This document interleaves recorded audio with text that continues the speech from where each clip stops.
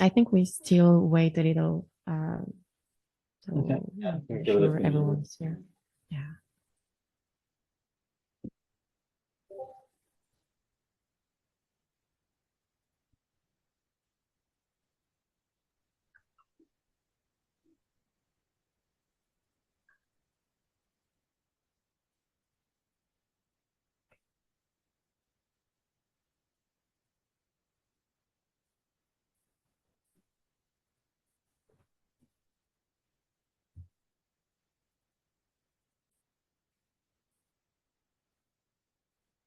Hi, Cintiq best for me. Yeah. There's two group of people. I mean, three. Cintiq, tablet, and mouse. I'm from the mouse one. So yeah, you choose. The tablet, the problem is it's just hard to look at the screen and draw for me. So Cintiq Oh, is really good. yeah, I understand. It was really hard for me as well when I started. I mean, I was at New Age at this moment and I had to start digital painting and we just have like the classic Intuos tablet and I went from, traditional background. So it was really hard to get used to the feeling of you have to like look in front of you, Yeah, but yeah. then paint. Like, I know, I know the feeling. The only thing I don't like about Cintiq is how smooth it is, you know? Okay.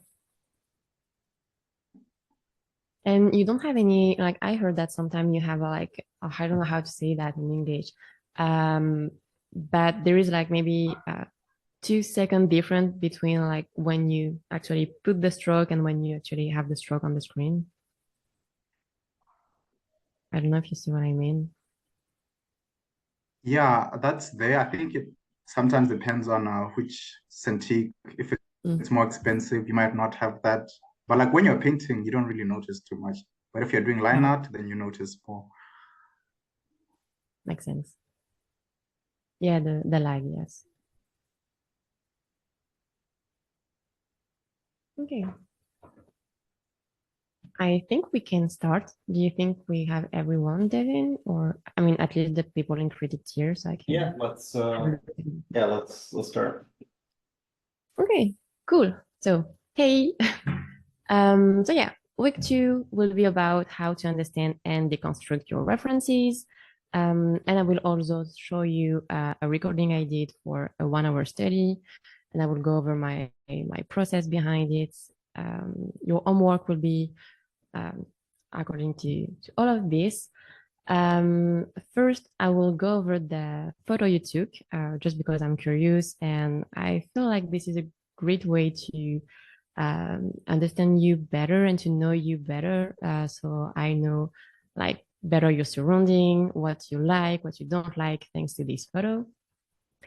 So yeah, we're gonna start with that, and after we're gonna have a long lecture um, about like big synthesis of fundamentals I like to keep in mind so I can play with these fundamentals and break them as well. So I think this week is um, the biggest lecture we're going to have. And after it will be mainly a little bit of lecture, a lot of discussion with you, and a lot of feedback. But yeah, today, big lecture and photo together. So let me go through your Discord. Okay, Lisa, you're here? Yeah, I'm Okay, here. cool. Let me I open your try. Cool. Yeah, so you're a little bit in advance because you know the beginning of the course already.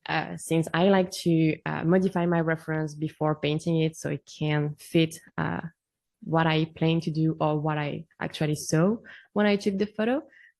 So Misa already took the opportunity to modify some of the reference. So this is great. And we're going to talk about this at the very end of the session, basically. So today, but that's cool. Yeah, these are mostly just pictures I took from this week, but I included a few older pictures and the raw file as well, just because like I feel like I have a certain taste when I do editing. Like I definitely like to push like my blues and teals a lot. Like I noticed that whenever I edit pictures, Yeah, I have like a certain color palette I really like as well. Um, I generally tried to pick like simple pictures because I know like when we did the 1 hour studies together, 1 hour is actually really not that much time. So I try to do stuff that was like more simple, but I included some complex pictures too. that's great. I mean, even the complex one will be useful for the other exercise, so that's fine. Mhm. Yeah, cool. I hope the recording is not lagging or anything. I know that maybe if I'm on internet, maybe it will be a bit blurry for you or anything. I don't know, depending on your Mm. internet connection as well. No, it's not blurry for me. Okay, cool. Just want to be sure. Yeah. Yeah, when you're doing your modification, you tend to basically go into more pure color and saturated color, I would say. Mhm. But that's not a bad thing. Yeah, this one was a Yeah. bit tricky. Like I liked the idea of the pigeons. Like I'm not sure it's my favorite photo, but I don't know, I just like the pigeons. Yeah, I like it as well. And I'm sure there is a good way to simplify this bird and to Mhm. make them look dumb. That could be cool. Yeah, this one is really great. I already had a look at all your photo already, but yeah, I Mhm. really like this one. Like the shape in the composition is really nicely done with the house. Yeah, the light was really cool. This one is cool as well. I think I did not see a lot of interior photo, a lot of exterior. I like Hmm. interior a lot. Like I really like that kind of stuff because you have a lot of reflection. And to me, this is really rewarding to paint. Hmm. Yes, the edit of this one is really cool. Like I know the original is not this one, but it's pretty much Hmm. this one. And yeah, it's Yeah, really great. I did a slight edit at first and then I went like really extreme and I wasn't sure if it was like pushing it way too much. So I did like two edits. Oh, this one is great. I think this one is a bit too subtle. I mean, you can still go for something subtle, but when I'm modifying my reference, I really want them again to fit what I saw or to Mhm. really like, convey an emotion or specific feelings. So I like to Mhm. go kind of too far and too much, and then I can adjust. So this one is pretty great. Yeah, thank you.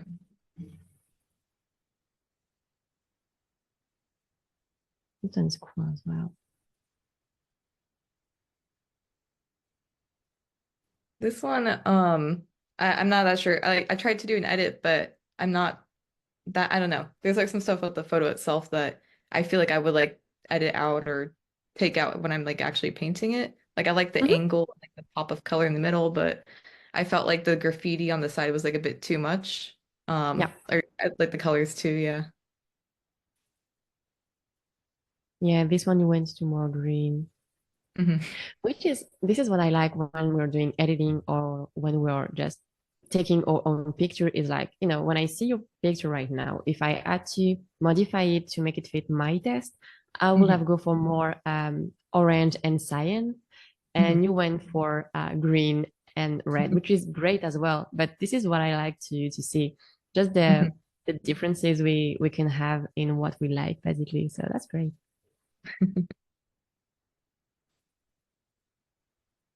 This one I couldn't find the original picture. It was actually a slightly older one Mhm. from Mont Saint Michel that I liked from early in the year, and yeah.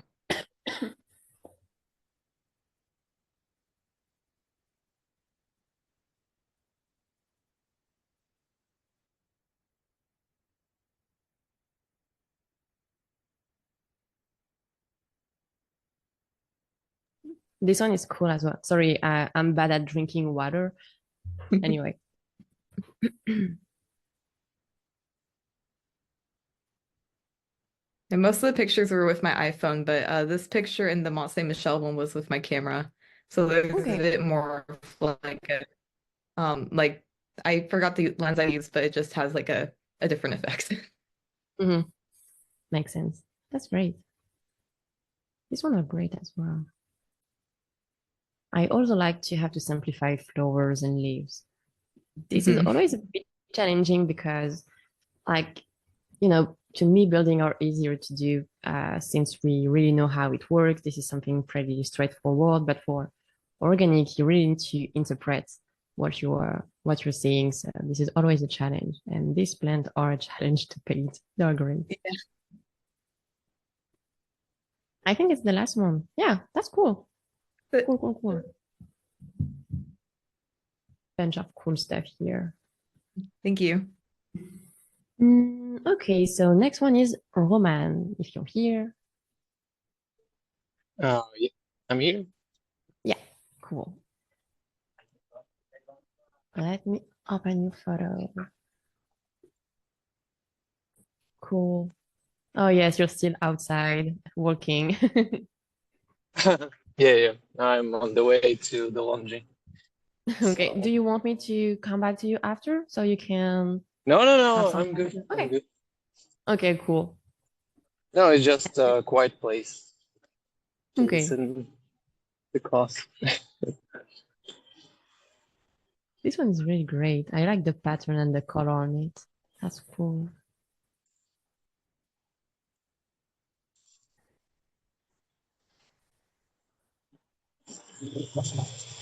This one is really amazing. Color and pattern are great as well to paint.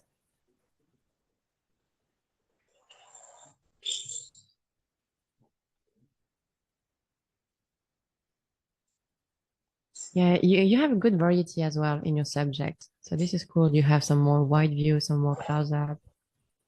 Mhm. That's great.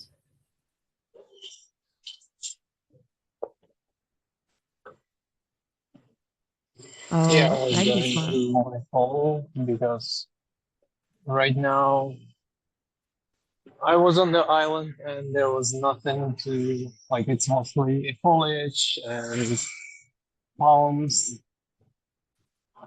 So I'm That's not fine. sure I would be able to draw I uh, understand. like forest from the scratch right now. I know So yeah, forest is an intimidating yeah, subject. exactly. I mean, you already have like a lot of vegetation in this one. Yeah, that's true. But it's like combined. Oh, this one's cool as well. Nice.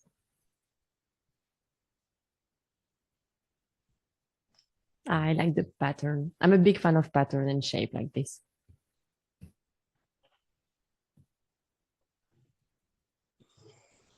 You have forest already. That's fine.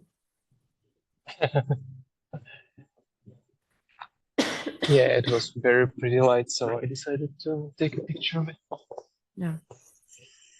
This one is great. I mean, if you like to paint cars, I do like to paint cars, so to me it's a great one. But oh, good.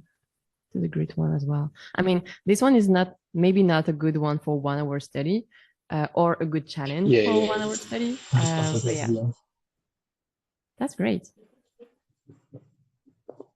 This one is cool. I like the reflection.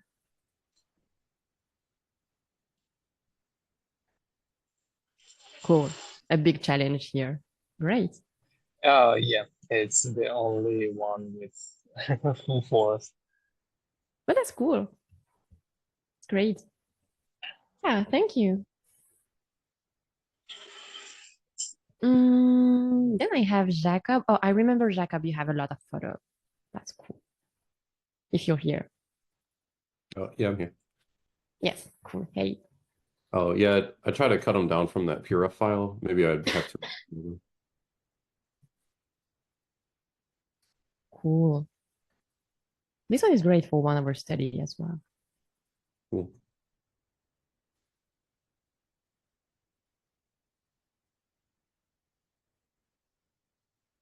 Yeah, I remember this one. I really like it. I like the framing and the strong shape you can create with it. I also tend to see your photo reference as a potential reference photo for concept art later. So I just like sometimes to use my reference and just, cut a little part of my photo, just the framing or anything, and be like, okay, this will be my foreground in this concept. And then I can grab another thing here and there. So What did you mean by how the reference would be used as like concept art rather than like something else? Right now, the reference are going to be used to paint and to study, basically. But you're going to see at the end of the class, more around like week 5 or something like this, if I remember well. I like to do photo bash when I start my concept. So my photo bash is mainly just to find a composition and my overall idea, I would say. And then I create a layout on top of it and I design everything, etc. So my reference photo are used to basically just set up a quick photo bash. Oh, okay, cool. I never did photo bashing before, so that sounds interesting. Cool. You will see my photo bash are messy as fuck, but it just helped me to, again, have a plan to follow, basically, so I can feel more confident while doing my layout and everything behind.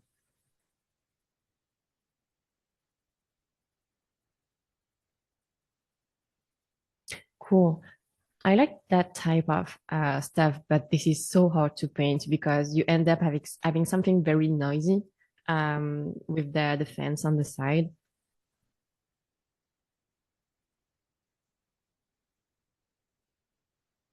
Cool. I really like what's going on in the background.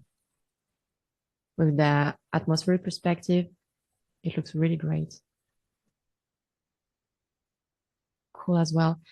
What I like with that type of photo, where the texture feels kind of flat, the challenge here, I mean, these images may appear like simple to paint, but the challenge is to add something interesting in it, like to add some color that can make it pop more or some texture that can make it look more interesting. So this is what I like with that type of picture.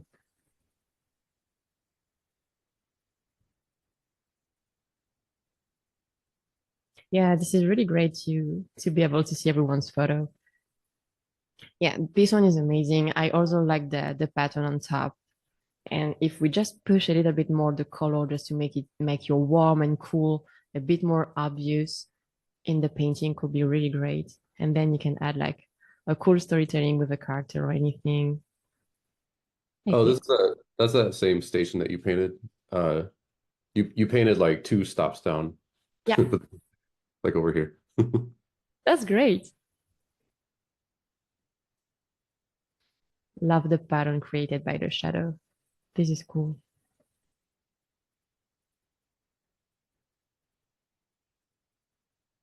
Yeah, you really have awesome picture. Cool, thank you. I like this one as well. I mean, every time I will see purple in a painting, I will be like, oh, this is awesome. So I'm not objective for that, but I love cyan and purple. Cool. This one is a great one as well if you want to do a 1 hour study.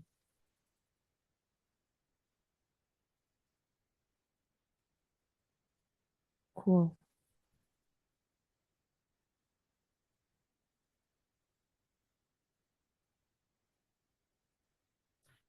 This is really great. Oh, I forget if I put the colorful one in there. I have one like that, but it's like super colorful. Like all the windows are like blue and purple and green and stuff. You mean the previous one? This one? Yeah, it's like the same building or the same kind of building, but there's more color in the windows. Maybe I'll use that one instead. Yeah, but it's working great. I mean, I would say that the most part of the window are warm around like orange and yellow, and you have a little bit of pop of blue, which is working really great because you have great complementary here. So this is why your image is working. I mean, this is part of what your image is working. Oh, okay. So that's great. Even the one here with the cyan and orange, this is a great complementary. So again, if this is your focus, better to focus all your contrast here. By contrast, I mean color, value, and everything. But I'm gonna talk about all this right after. Mhm. But yeah, this is a great image to paint for sure. This one is cool as well. Again, I like little detail like this. And when you're doing 1 hour study, what is, I would say, easiest when you have a painting like this is that you have, I would say, a strong foreground here that can be, I will not say blurry, but this is not your focus point. And then here you have all your detail focus, and you have already a lot of detail where we're supposed to look at. So it's more like you already have everything in the picture. You just have to focus on painting. So these are great image as well. Cool. I have something for you on week 3 about cars and motorcycle and everything. Since I saw some of you being big fan of car, I was like, okay, let's do a homework around stuff like this. Great.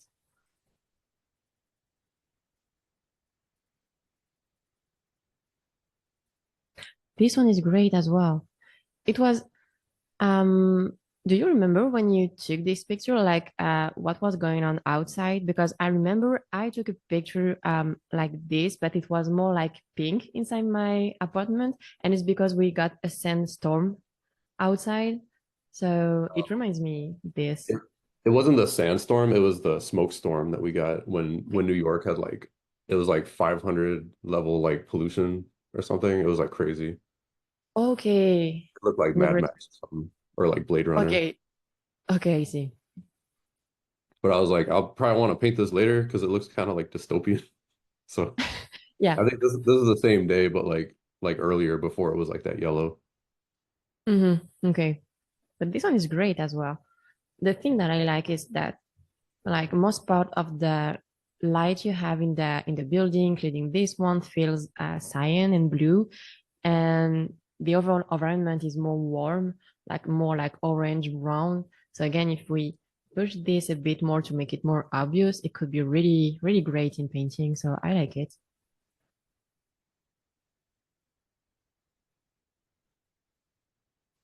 Cars scare you a little. No, you don't have to be scared by car.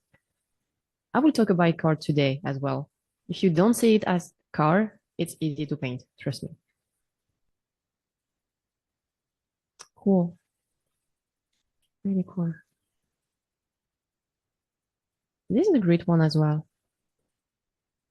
We have a great contrast between like the inside with something kind of calm to look at and something really busy outside of the window. So that's great.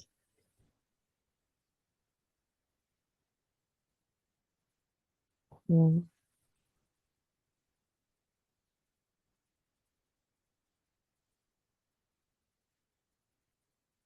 Oh, I thought it was a skate park, but it's not. Okay. Yeah. Where is it?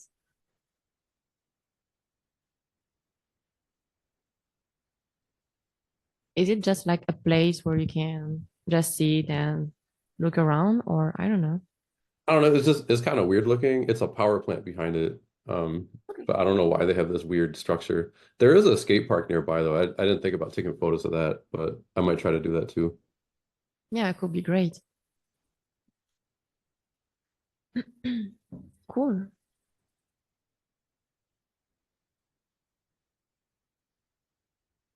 I like this one, but it's because there is this reflection here, and I like distorted stuff like this. You can play with the smudge tool and really try to have cool stuff.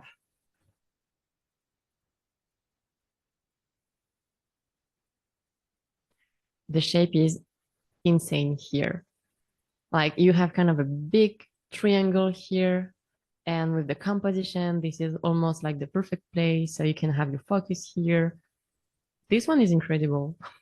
Cool.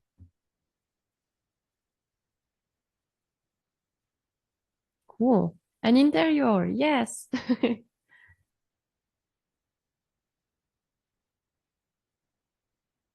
This one is great. Looks like a concept art. Like, I mean, I say that because I'm used to see maybe too much concept art with too much fog and atmospheric perspective. Uh, this is not always the key, but anyway, it's working great here.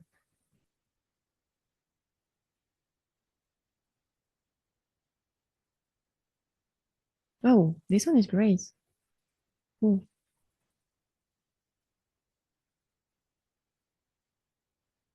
Yeah, same place, but I like the shadow again. Oh, and these are from a movie, right? Okay. Yeah, these are great. Great shots.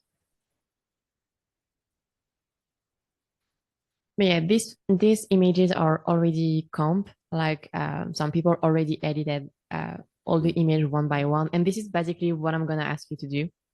So this is the reason why I wanted you to take your own picture instead of going on Pinterest or um, only like a shot of film or anything. But these are great reference of what you can do if you take the time to understand why you like this image and why is it working, basically.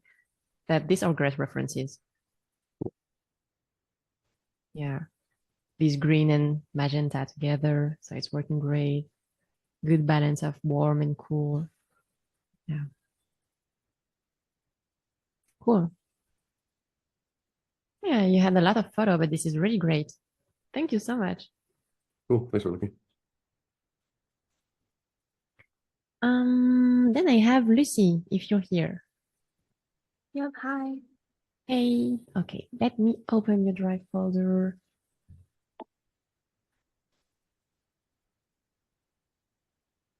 Okay. Great.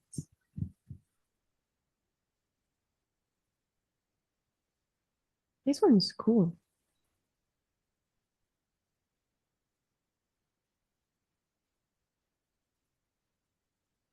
I like this one.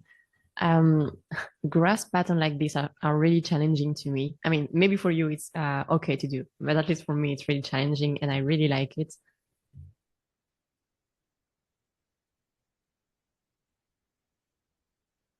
Yeah, New York is really great as a model to paint, you're right. Cool. This one is a challenge to do as well. Yeah. And this is great. I mean, maybe not for a 1 hour study, Mm. but this is a great one. Yeah. I was looking at the complexity of it and I was like, oh, this might not be too ideal.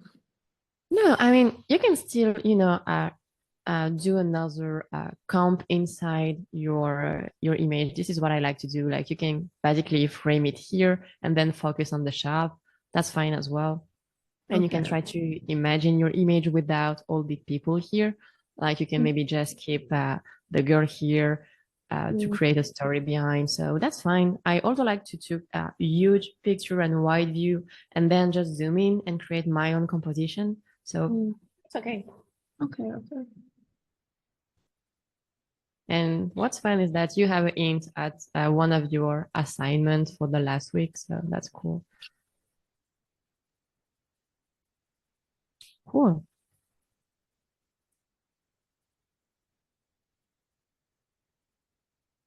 This is challenging as well, but this is great. It requires you to be organized and to be able to really define each material. That's great.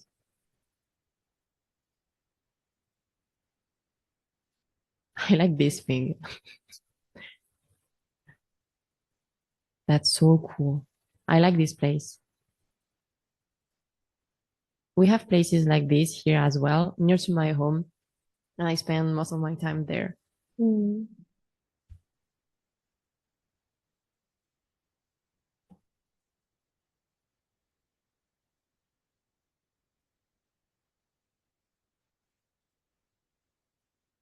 Cool. I like this one as well. The composition is pretty great. That's cool.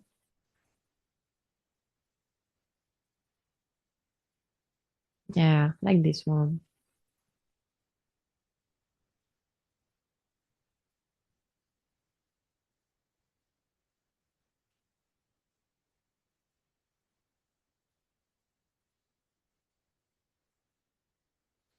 I'm trying to read the question at the same time. Mm. Mm,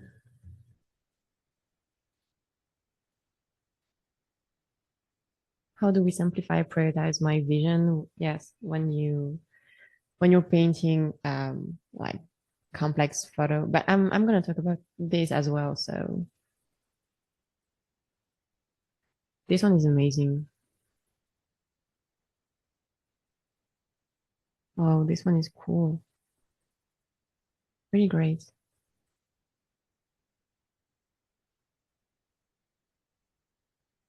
That's cool.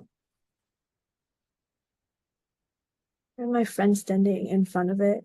I told him to, but then he didn't. That's fine. You can still draw your friend. I'm fine. This is fun.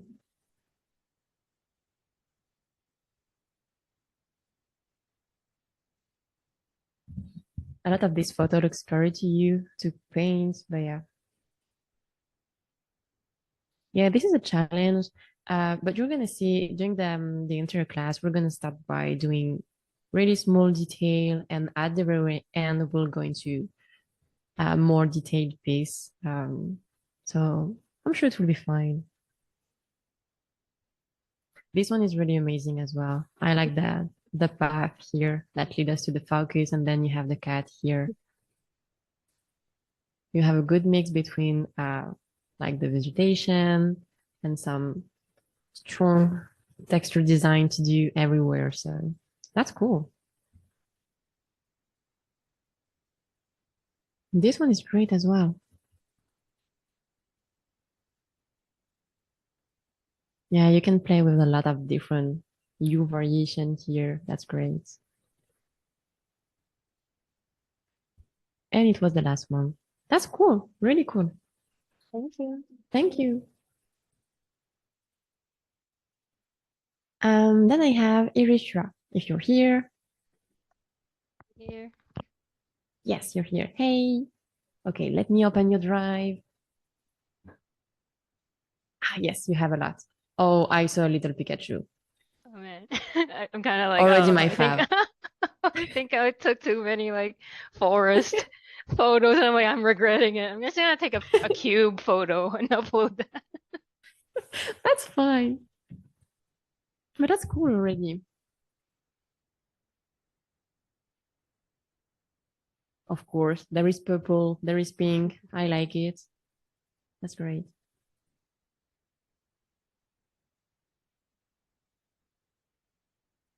Cool. This one is cute and really great to paint as well. Yeah, it looks like he has bodyguards, in tuxedos or something. Yeah, that's so great.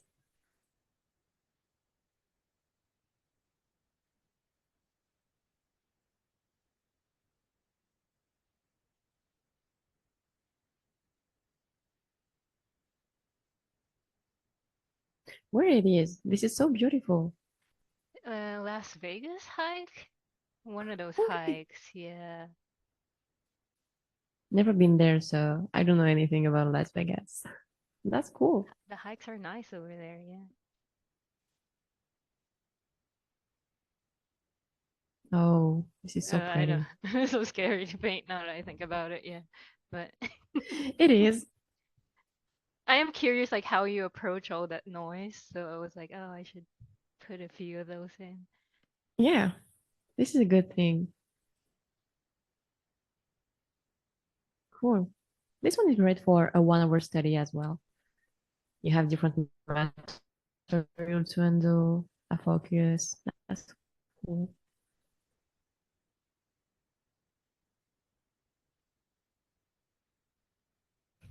Okay, great. The pattern is insane. Mm. I like it. Is it like wood and stone? I think Yeah, that's, this is cool. yeah. Or is it all stone? I don't remember.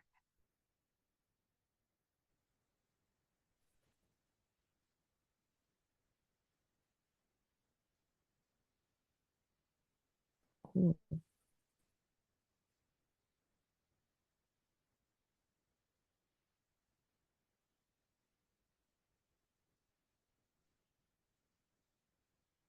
Yeah. Oh, this one reminds me some of an old concept I had to do.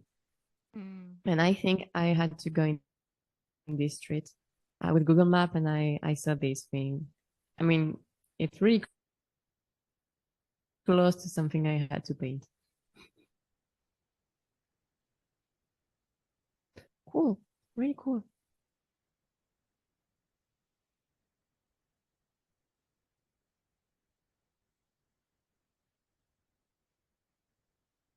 This one is scary to paint.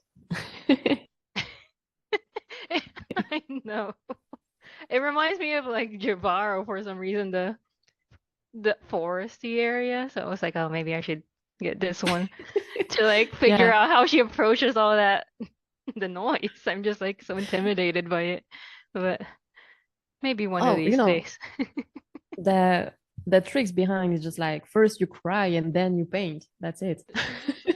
This is the only way. I'll write that down.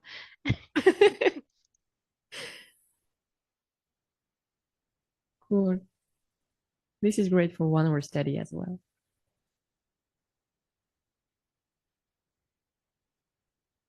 Cool. Oh yes, I saw a lot of food picture. I think it was more in the spectator channel, but I should paint more food, definitely. Mm.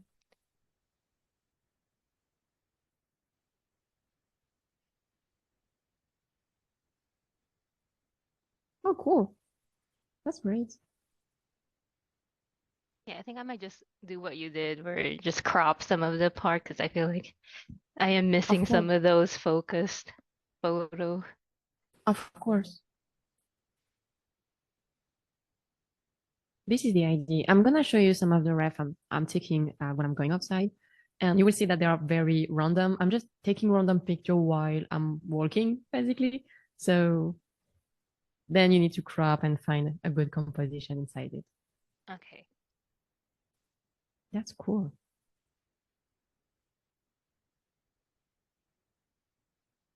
Oh, they're so great. We don't have this here. I want the same.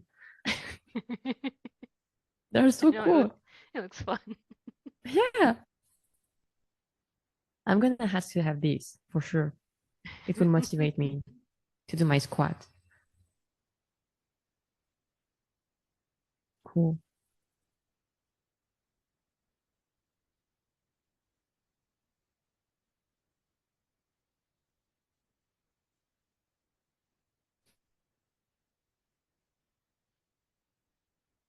This one is great. I like it. You have a lot of like vegetation, then concrete, you have grid contrast. Mm, Yeah, I like this one. thank you. I mean, to be honest, I like all the picture I saw from everyone right now. So we're doing great. Cool. This one can feel intimidating to do, Uh-huh. but it's pretty easy in the end. It's basically the same pattern all around. So it's a lot of copy paste. As long as you have the technique, Okay. it's pretty okay.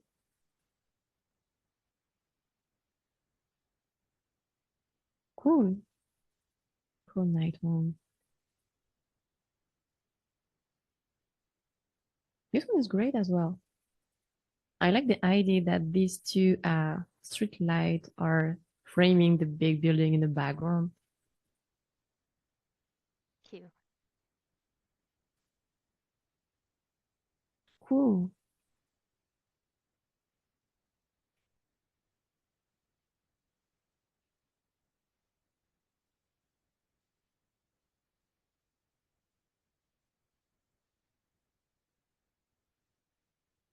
This one is cool. Of course, this one is the best. Yeah, I saved the two best ones for last.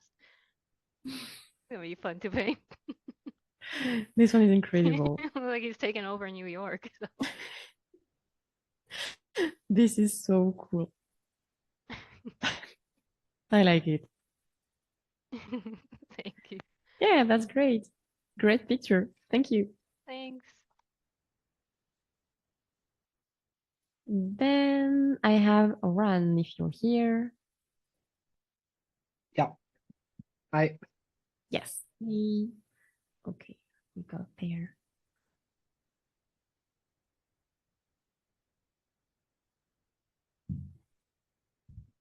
Cool. Cloud are challenging to do, but that's great.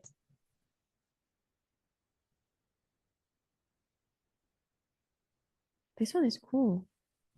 There is great opportunity to create a strong pattern to lead to your focus. So yeah, I like the movement in the image.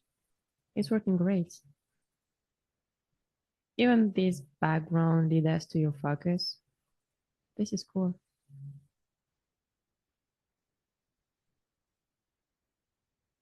Nice. I like kitchen stuff. This is really great to paint. Yeah.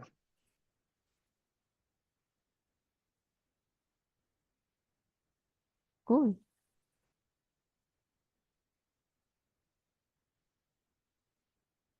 Oh yes, I remember this one. I really like it. I like the foreground you have here, and then something more calm. That's really great.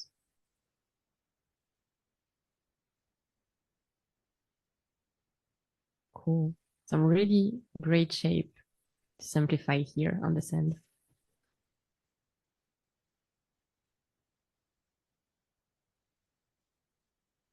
Cool. This is beautiful. Yeah, I was crouching down to make it seem like forced perspective. Like those rocks were actually so much smaller, but I was like at an angle. Okay, great. It works great. It's cool.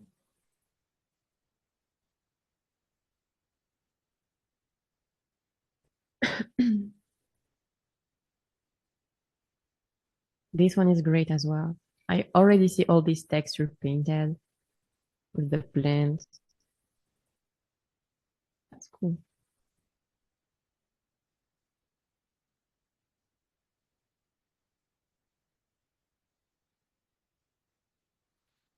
I like this one as well. Again, for the pattern you have here, this big curve here. Yeah, this is great.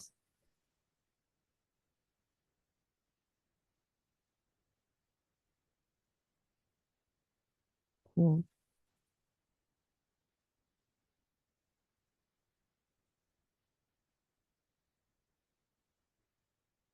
This one is great as well. The thing with this image is to be able to not copy perfectly the texture, but really to interpret it in your own way. This is the challenge in that type of picture, I feel.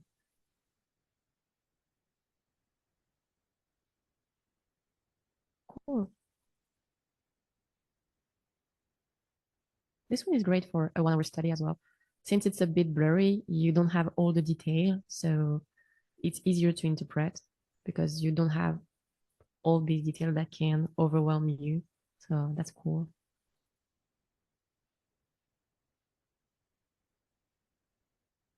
Great.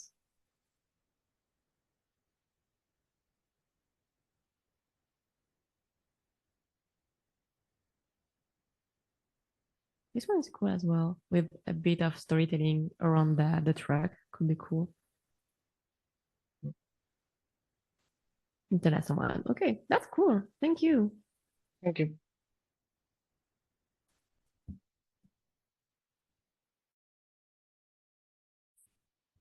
Then I have Katya, if you're here. I am. Hi. Hey. Hey. Okay, let me open this.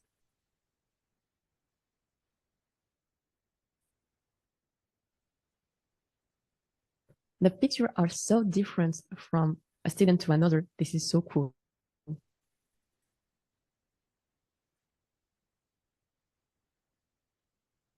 This one is great. Where it is, like which station it is. I'm a rogue. This is so cool. Okay, cool. Thank you.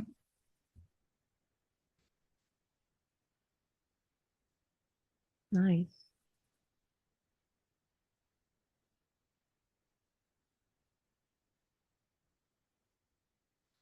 This one is really great. Yes, okay. I just should have to wait and see. This is great.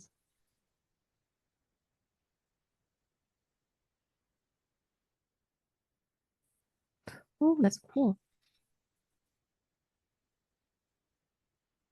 Even your foreground is great. You can learn a lot about all these textures here. This is cool.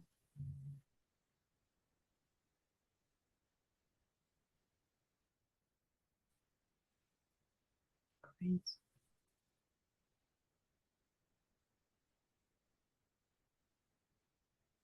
This one is cool. Could be a great 1 hour study as well.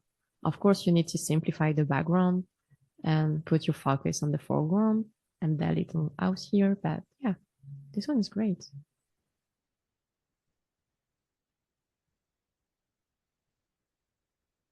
Cool.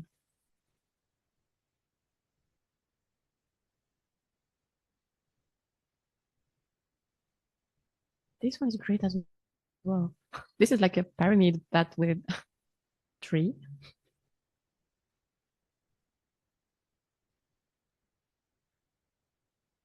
Cool. This one is great. Also like the blurred foreground you created. That's great. Cool.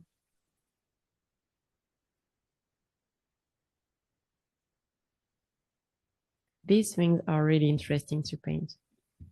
I really like to play with that effect, water effect, the cloud, all the FX effect we can do with the light.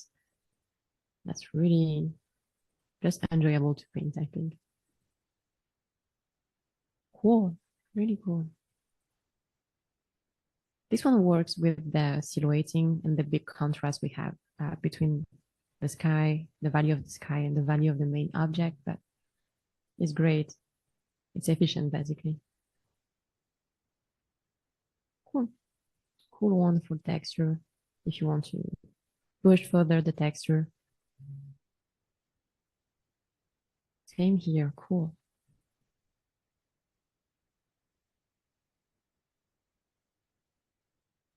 I like this one.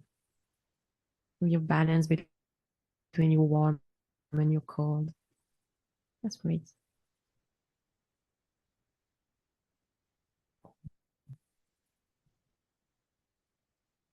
Yeah, that's cool. You have some great pick. Thank you. That's so cool. Then Leon, if you're here. Hello. But I think I saw you. Yes. Okay, let me open this. Oh, cool. I have a lot. I'm happy. Yes. Oh, yes, I remember you took this one. I suppose this is what you see through your window every day. Yes. Yes. Yeah, you were able to take it at every moment of the day. That's cool. Yeah.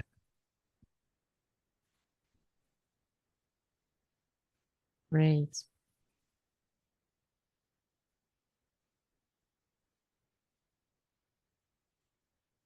I just want to know, what are they looking at the TV?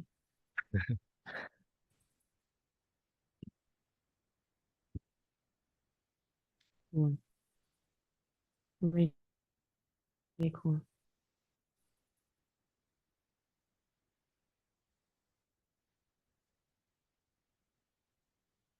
Yeah, I had to paint an image like this. Maybe I should show you. But yeah, it takes some time. I mean, you can cheat a bit for the background because this is too far. But yeah, this is great.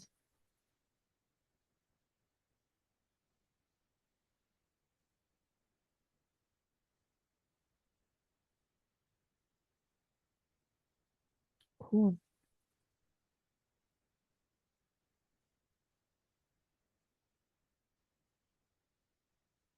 Strong silhouetting. Yeah.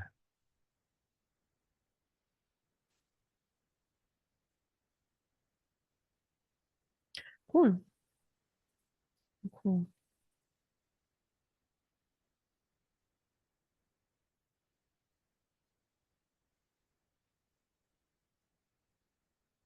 This one could be hard to paint, like to be able to really convey the perspective, all the angle and everything. Since the lighting is pretty flat, but why not? Yeah, this one is great. If you zoom in, there is maybe something to do with a great composition.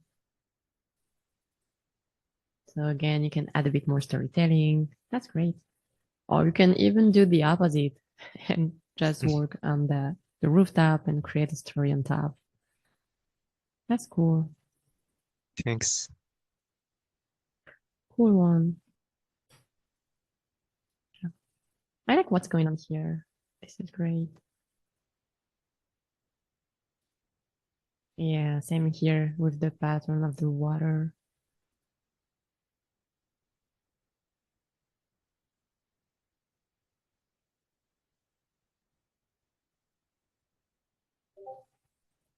Cool. Really cool. Some picture are a bit random.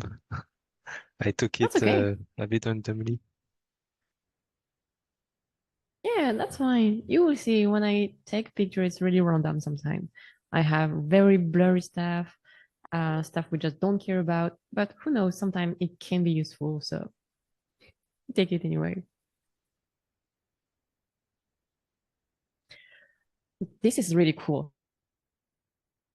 This is really challenging. Yeah, I really enjoy the noise of the foliage.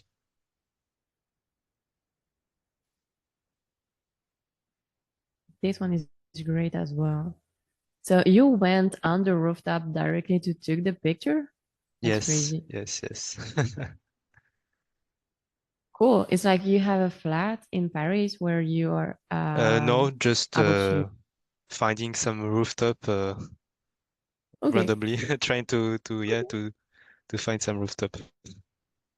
that's cool. Sorry, I have a bad connection. Maybe there's some. No, that's fine. I mean, I know that my connection is not always the best, so I feel you. No worries.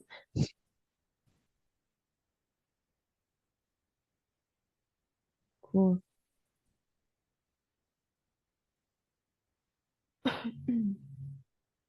This one is great as well. I'm sorry, but every time I look miraculous ladybug, so I just see ladybug running on the rooftop. So I don't know if you know this thing. Uh, Yeah, okay, you know what? Um,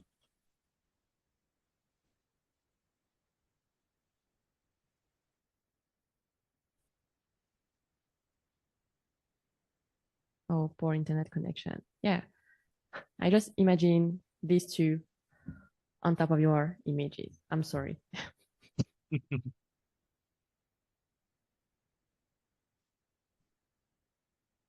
I need to paint one with the ladybug on top. I need to. Yeah. This one is really great.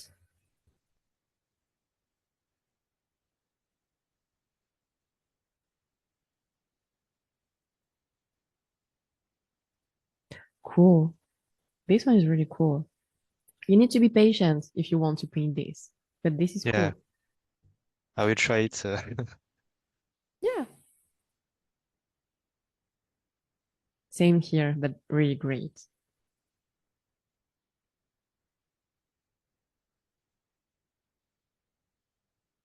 Cool. With the fill here, create really great pattern to look at.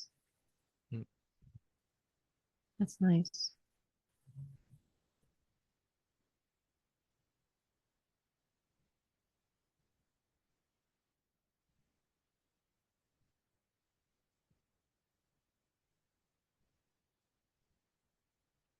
Cool.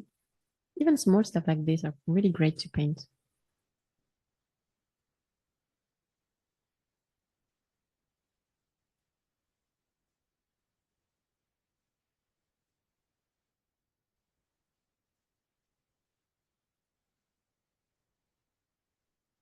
You are watching the show for just how cute these two are. You're talking about Miraculous Ladybug? I guess so. Yeah, I think I have too much figure of them in my living room.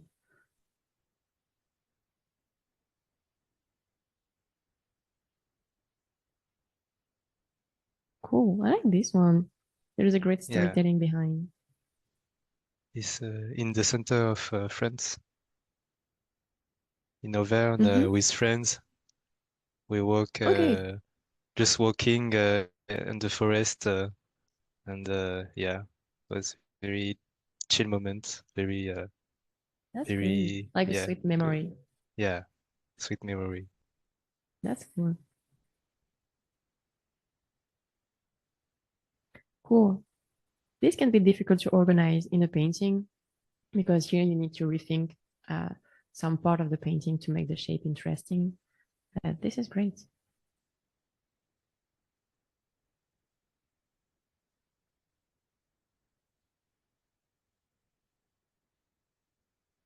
Cool.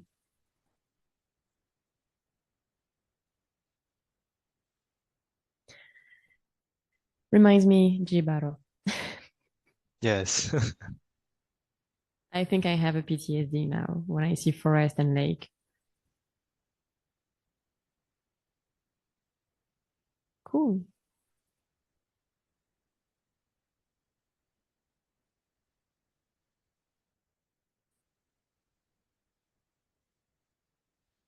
This one is great as well. Could be good for a 1 hour study as well. You have good shape. I like this one as well for the shape and the contrast with the building in the background. This is cool. Mm.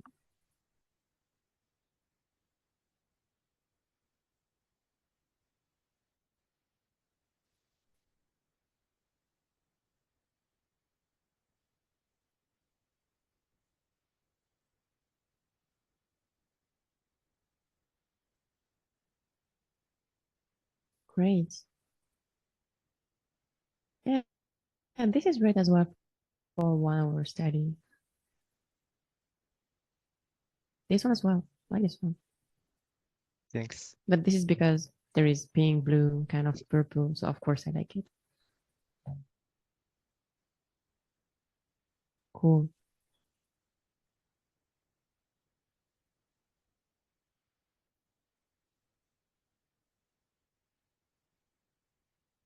And it was the last one, I think.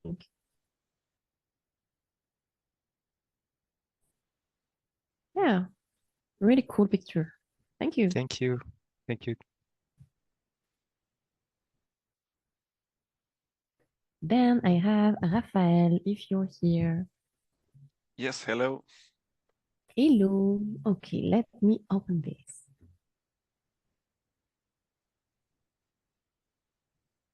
Just checking with you all.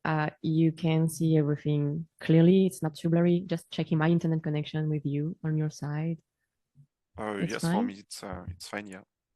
Yeah. Okay. Okay, cool.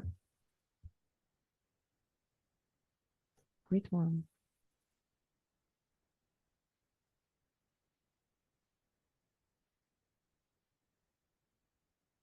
It's like Leon, you go and you walk everywhere with your friend and family, right? Yeah, yeah, with my friends.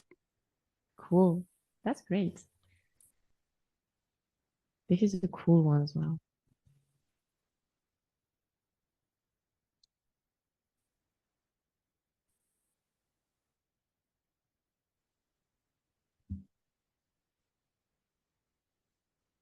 Like this one. Can be a bit challenging with the grass because it's like half of the picture, but this is great.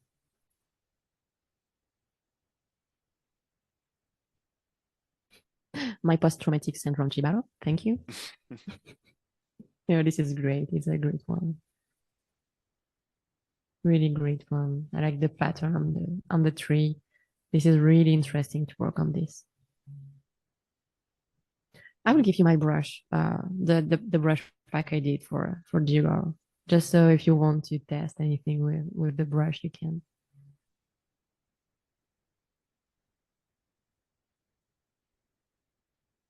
Oh, cool. This one is really amazing. Where it is? It's like Leonsay in the Auvergne. Okay. Yeah. We go together with friends. Yeah. Okay. Cool. Never been there. I know. I'm supposed to know the France, but no. Which image it is? This one? Oh yeah, I think it's this one.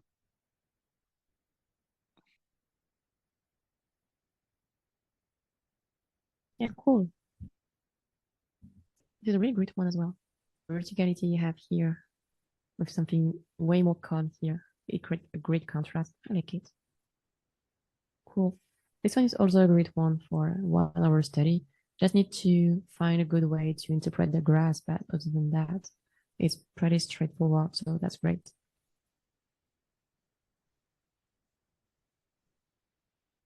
Cool.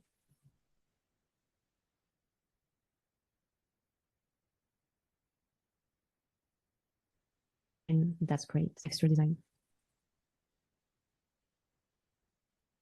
Cool.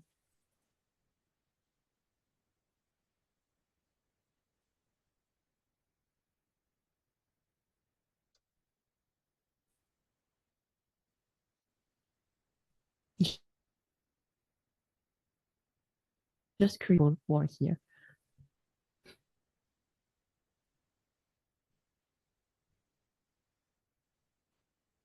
Oh, cool.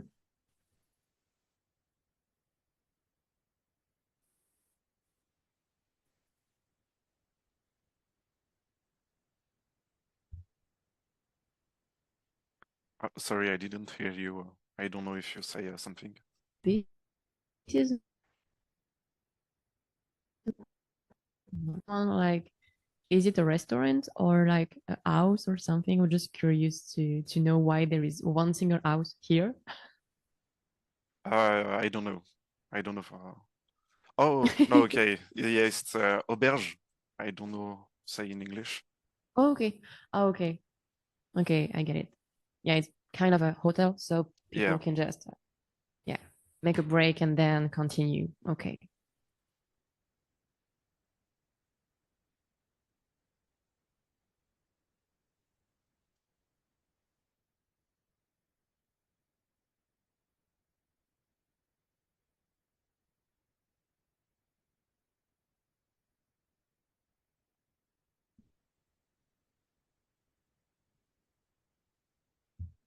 There is a little lag still now, or it's okay?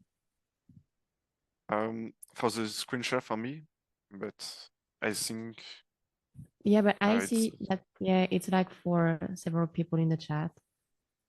yeah. Hmm. For screen share and sound. Okay. Weird. Let me check the internet connection if I can. Yeah, I think. Let me check. Um,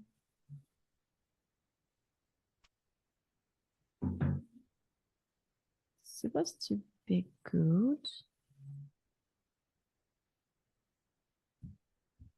Is it still lagging or no? Because if it's lagging too much, maybe I can just try to go and come back and see. I think it's because I'm sharing at the same time. Not lagging right now. Okay. I will go slowly. It's all right. Okay, cool. Great. I was afraid of this because I know if I'm sharing something on Google Drive while talking to you, I was like, okay, my internet is gonna go crazy. Cool. Really cool one.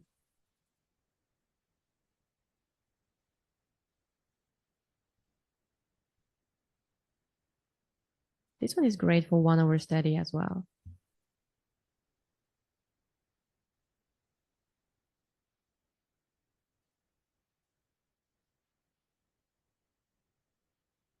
I guess it's still in Auvergne, right?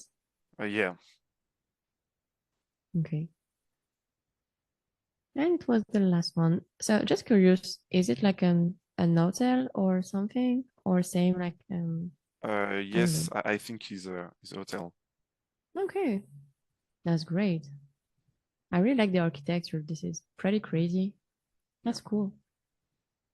Yeah, great photo. Thank you. Yeah, thank you.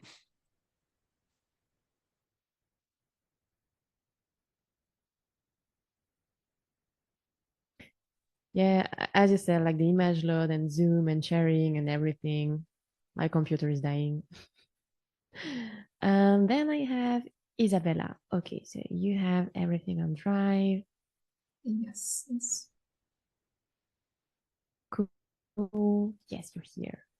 Oh, but 90% of them all are of your from watch, photo, and like 10% is from like the past. I need to fill it up Okay. somehow. okay.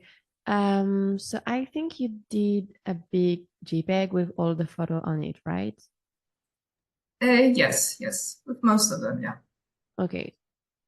Okay, so you know what? Just so I can be sure it will not lag or less. Not sure. Cool. Let's do this.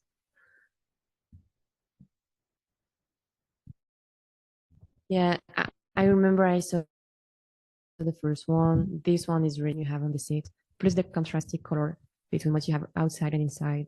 They're really great. This one as well is really cool. Yeah, it was a lucky moment.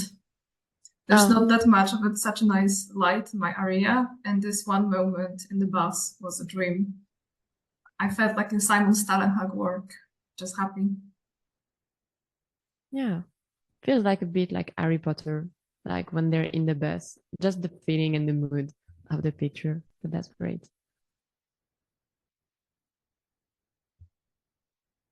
Okay, cool. These are really cool ones. I like this one as well, with all the straight lines here. Pretty great composition. This is cool. Yes, that was around like 7, 8 a.m. So it was sunrise, and this minus 13 Celsius degrees, and everything just felt very cold, and there was a lot of sunlight. So yeah, it makes great photo. Like it. Cool. I like the pattern again, the shadow created by the tree. This one is interesting to do as well. It might be simple, but still complex, like if you want to really convey how it's working. So that's great. This one is cool too. For a 1 hour study, it can work as well. Yeah, I was trying to take pictures of like more simple things, smaller, not the entire streets. And my phone has very bad camera, and when I zoom in, it has this weird like blur effect, like it tries to make a filter. It's automatical. I cannot turn it off, but it makes me really like interpret it in a painting besides than just looking at it and copying. So I find that as a plus. Yeah, it's a good thing. It was the same with my old phone, and it was blurring the background all the time. And I was like, you know what, it's fine. It kind of do the job for me of sanitizing thing in the background, so that's great. I like this one. It's a challenge because there's a lot of noise to interpret and to organize, but this is great.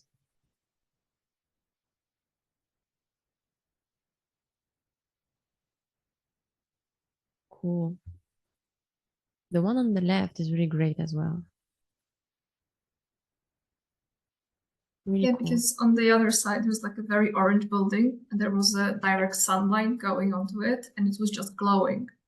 I was supposed to take a picture of this building, this orange one, but the pictures were just glowing, and I was not able to look at them. Okay, I see.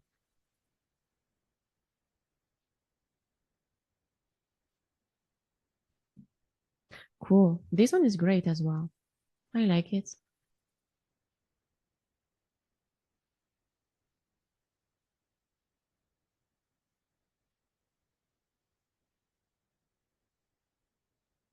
Yep. Oh, cool. This one is great for 1 hour study. The one in the bus. This one is really great as well. There's a great focus, good shape, good warm and cool. I like this one, the last one. I know this is something really simple, in your kitchen, but this is really great to paint.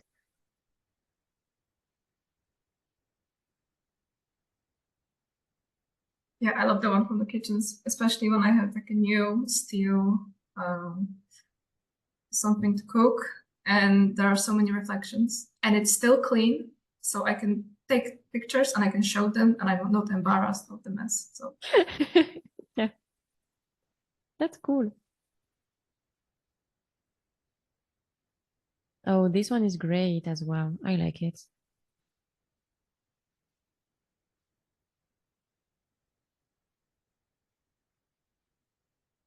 Same for this one. I remember this one. This is great for a 1 hour study. You have different material. The lighting is flat, but it's fine. You can just focus on color and texture. So that's great. This one is cool too. This one a more complex one, but they're really great.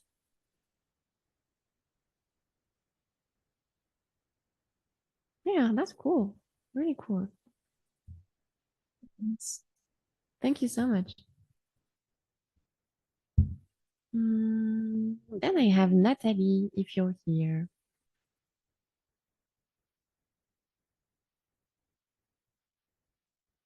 Maybe not. Because I have cool picture and food picture. Natalie, please come back. No. Maybe another time. Okay, so Kaz, are you here? I am. Hi, Leah. How are you doing? Oh, Yes. Hey. hey, how are you doing? Okay. Cool. Fine. And you? I'm good. I'm good. I think you're still lagging just a little bit, but I think you're okay now. Cool. Yeah. It was lagging a bit at the beginning, but it's fine now. I think. Yeah, I think you're good. Cool. Right. I was Yes, I love food. frantically Mhm. adding more photos as I was going through, and like you were going through everybody else's ones. I was like, oh, I gotta up my game here. So I put in a few more as we were doing them, but they should all be in there. Yeah. How many photos do you have? Oh, that's fine. Yeah, it should Cool, all. cool, cool. These are great ones. Yeah. This actually, I did not take this image. I just thought it was Mhm. a cool one, and I don't know if I'll use it, but I just wanted to throw it in there anyway. Because it's Yeah. a photo of my home country, and I just don't see a lot of that. But I just threw that in. Okay. Everything else though is mine. As long as you like it, I'm Mhm. fine. Cool. Cool. Yeah, there's a way to crop and create another composition here around the Burger King. Could be great. Oh yeah, I see it. I see it. Yeah. Yeah, these are just my apartment buildings. I live in a very suburban place, so there's not a lot of like interesting things to take photos of. So I really had to kind of it's more mean, the eye, I think, than the actual subject matter. yeah, but I think every photo, everything can be interesting to paint. Hmm.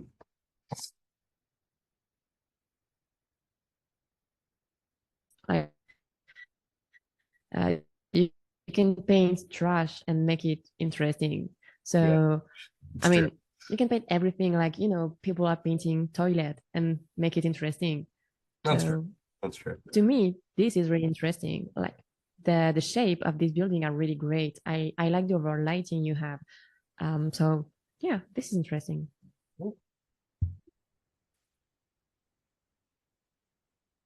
Yeah, I took a few. There were a few that are like a little bit more like person heavy, This is not as like environmental. So I think the next one was, yeah, this one was at a concert. Mhm. Yeah.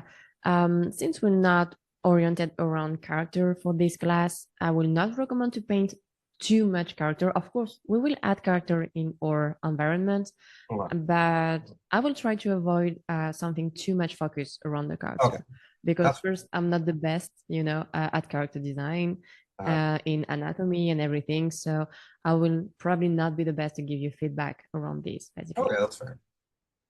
But that's it. Oh, cool. Yeah, this was actually, I was on the bus and then this person just like randomly passed out and the bus had to be stopped and they had to call an ambulance and it was crazy. And we had to all leave, but I got a cool photo out of it. So Yeah. Yeah, really great one.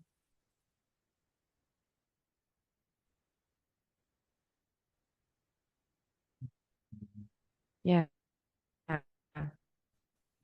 Great.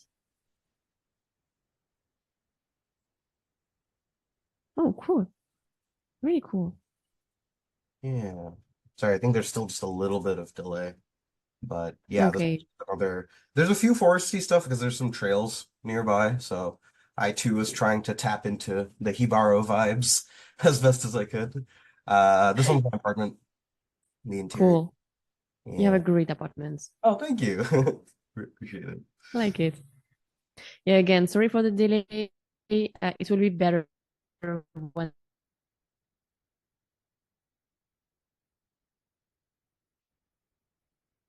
I will. Oh. Cool.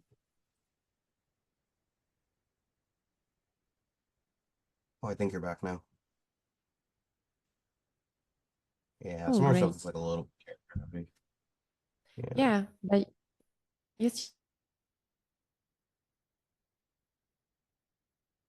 still have a lot of. That's cool. Yeah, everyone chill station at Kaz apartments. Exactly. Absolutely. We're all invited. It'll be like a graduation party. That's cool. Oh, I like this one. Working great. Yeah, it's just a random parking lot. But just I really like the grays and the blues on this one. Yep. Oh, this one is cool as well. I Yeah. like it. Yeah. A lot of these are just like shots from my balcony because I'm on the 15th floor. So so there's some fun views from there and some nice sky pictures. Yeah, Mhm. cool.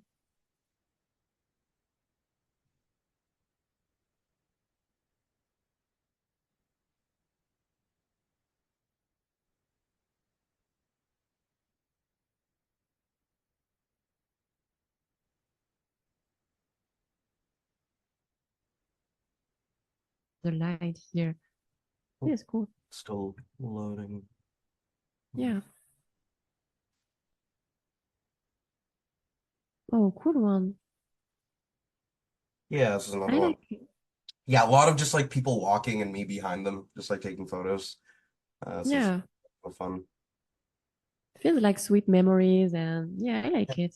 Yeah. This one's a nice one too. I really like the contrast between like the sky and the ground on this one. This was actually from a concert and it looked like a cult setup, like a sacrifice of some sort.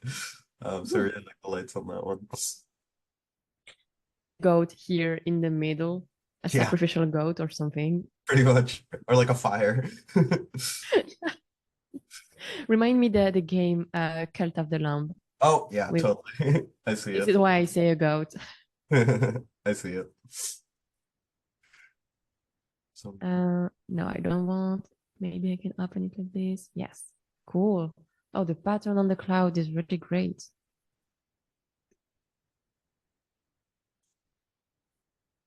yeah, the one with the cloud, that one was crazy because it looked so thin and crisp, like it would almost like fall. But this one had a really cool like cloud texture. But that was really cool. Yeah. Cool. Yeah. Lots of just like out skateboarding with my roommates. Little things. So.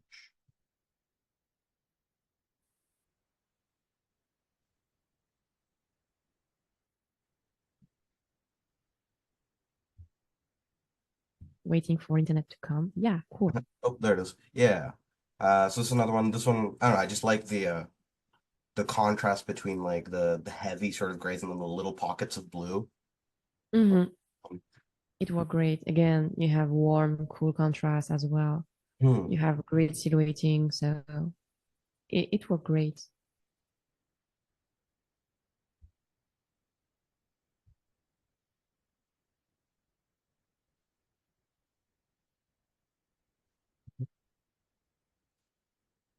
Mm, yes. Yeah, there's two photos of the frogs that I took. Cool.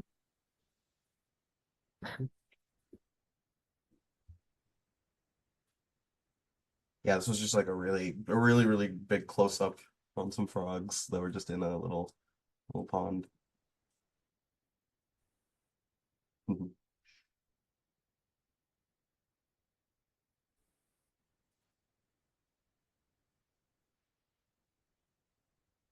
Oh, okay. Let's pass on the frog. Maybe this one is fine. Yeah. Yeah, okay, cool. Yeah, this is a great one. Oh, sorry, Leah, I think you cut out for that one. I didn't quite Okay. catch what you said. Oh, I just said that the house was really cute and I liked the texture on the house for the previous one. Yeah, it's simple. Nice. This one was like the foggiest day ever. Like you couldn't see like 2 feet in front of you. It was super foggy. Mm-hmm. I'd be curious as to like how to handle painting something like this, but not have it feel too like I guess washed out. Muddy. Yeah, or too Yeah, much. Yeah, it'd be interesting. yeah,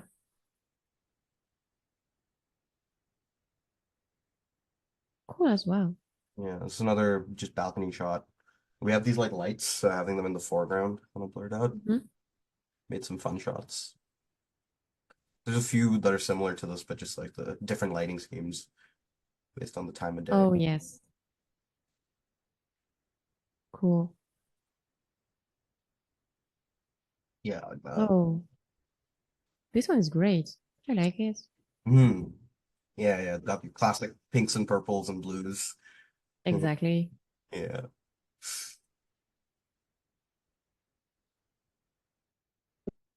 This one is a challenge, but a great one. Yeah. Wait, it hasn't loaded yet for me. Let's follow along. Oh yeah, this one. Yeah. So these were some of the foresty ones that again were just like Hibaro influence a little bit. Yep. Yeah. Yeah, same. Yeah, but this one I like the silhouette. Like I like that little kind of S curve that it sort of takes, and then like the really strong contrast between the warms and the cools. Thought that kind of turned out pretty nice. It was great, indeed. Yeah, but again, this would be a challenge to simplify for sure. Yeah, but this is great. Thank you. This one, there's just something is about cool this as well. tree. It looked very The bad. shape you. Yeah. It just like there was all these little like stick like trees nearby, and then this big guy in the middle, and just looked like I was supposed to Yeah. go for like a quest or something. Yeah. Yeah. Or Oh, cool. yeah, Yeah. curve in that one.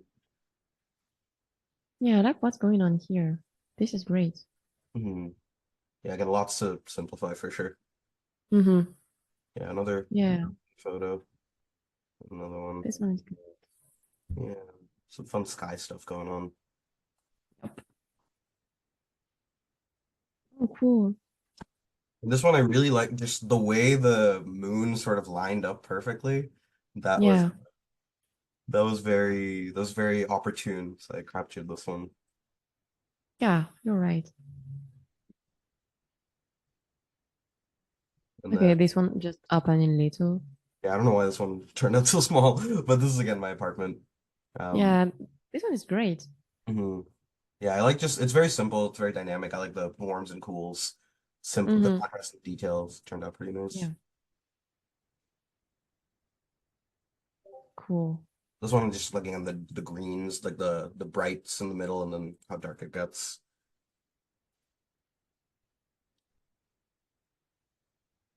Oh, cool one as well. Yeah. With this one, I love just like the light, like the sunlight hitting the water and it makes like the pink little almost like pearls. Yes. Yeah. Yeah, I like it as well. Oh, and then you have this little, I don't know Yeah, how we say that in English. butterflies. I think they're butterflies. I think they're Yes. moths. Dragonflies, Yeah. maybe. Dragonfly. You're Yeah. right. Yeah. So this is just my forest. I have a little. There's a little trail downstairs that's got some nice sort of views there.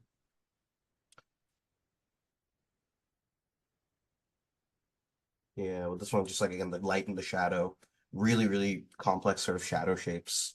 And then also just like the Mm-hmm. reflections of the trees and the water, like there's some pretty complex stuff. And then Yeah. one last balcony picture. Mm-hmm. Yeah.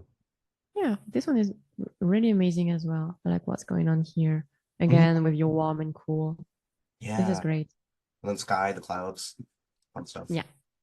Mhm. Cool. Yeah, that's all of Really it. cool photo. Thank you so much. Yeah, no problem. My pleasure. Glad you like. And I think, Branchette, you just added your photo in the Discord, right? If you're here.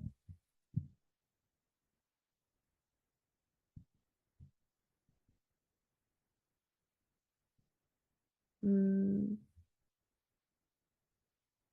I'm not sure if you're here again, Branchette, because you just uploaded.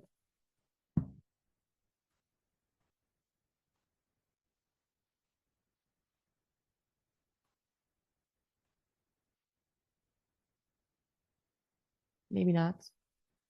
Okay. Okay, so if you're not, maybe, okay. Yep. I will start to share with you some of the tools I like to use the most. So of course, this is not mandatory. You don't have to use this tool the same way I use it. You don't have to use my brush or anything. This is just to show you the way I like to work, but then you do what you prefer to do. Do I lag now, or is it better since I'm not sharing anything?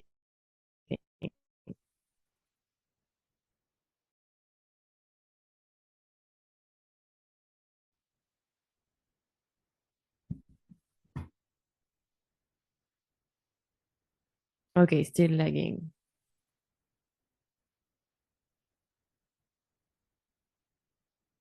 Lagging, you're back, sometime lagging. Okay, maybe I can. Okay, let me check.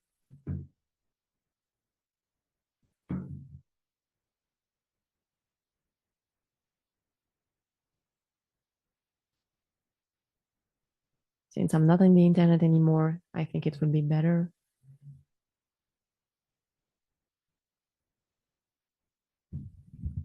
Okay, tell me when it's great for everyone. I think now it's fine. This Yeah, I one. think it's fine now. Yeah, I had to wait because I just stopped sharing. So okay. So maybe I will redo what I just said before since it was lagging. If everyone stopped their video, Filia's network will be better. Yes, you're right. We can do this as well. If you want to stop some of your video, up to you. But it was working last time. I think it's really because I shared a thing on the internet. But yeah, it's a good point. You're the best. Thank you. Okay, cool. So gonna go over the tool I like to use. Gonna go over some fundamentals before I show you my process. So first thing, the tool. Go there and there. So since I'm used to paint with my mouse and I don't use a lot my stylus, I use a lot this tool. I think you know all of these tools, but anyway, just in case, you know, this marker tool, this stuff like this, just to be quick with my shape. And so I don't have to do everything one by one, I would say. The lasso tool that you all know to create more complex shape, the brush and eraser, of course, the smudge that I use a lot as well. And you can modify the strength and then create some cool stuff. But again, stuff you probably know, but just in case. And this other thing I like to use to create my gradient is the gradient tool. This one, basically. Oh yes, Natalie, I called you. I can go a bit later if needed. Yeah, you know what? At the end of the session, I will go back to the photo you got, okay? Just because it was Thank lagging a you. lot. That's fine. I'm so It was lagging a lot. sorry. Oh, no, it's okay. I just know, like, the video was lagging and everything because I was sharing dry things. So Yeah, it's been so windy here. My power was out all day yesterday, so the internet's been a little blah. oh no, okay, but it's fine. We'll go over your photo and the one from Branchette at the same time. Thank you so much. Of course. Adias, you were trying to say something, right? Not true. Okay, anyway.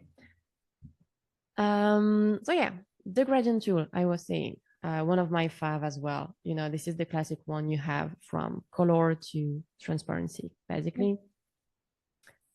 And one of my other thing is where you here. So you have, of course, all the line, rectangle, and everything tool, but you have the custom shape.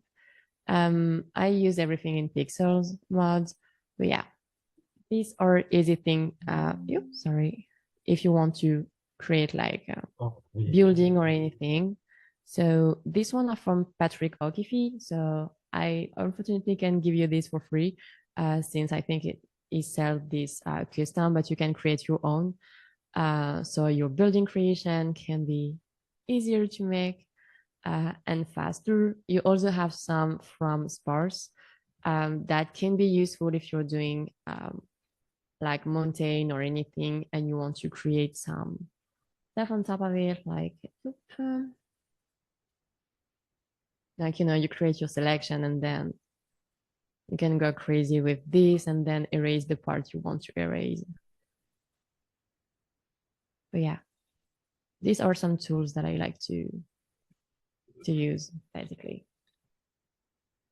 And of course, feel free to stop me if you need anything, if you want me to show something again. I'm reading the chat at the same time, so feel free. These are the basic brushes I use all the time, so I don't have any magic brush, basically. I will show my brush pack anyway. I will also show you, send you my brush on Jibaro. You know what? Devin, I don't know if Devin or Tessa is here. Where am I supposed to send the brush or any PDF I want to give them?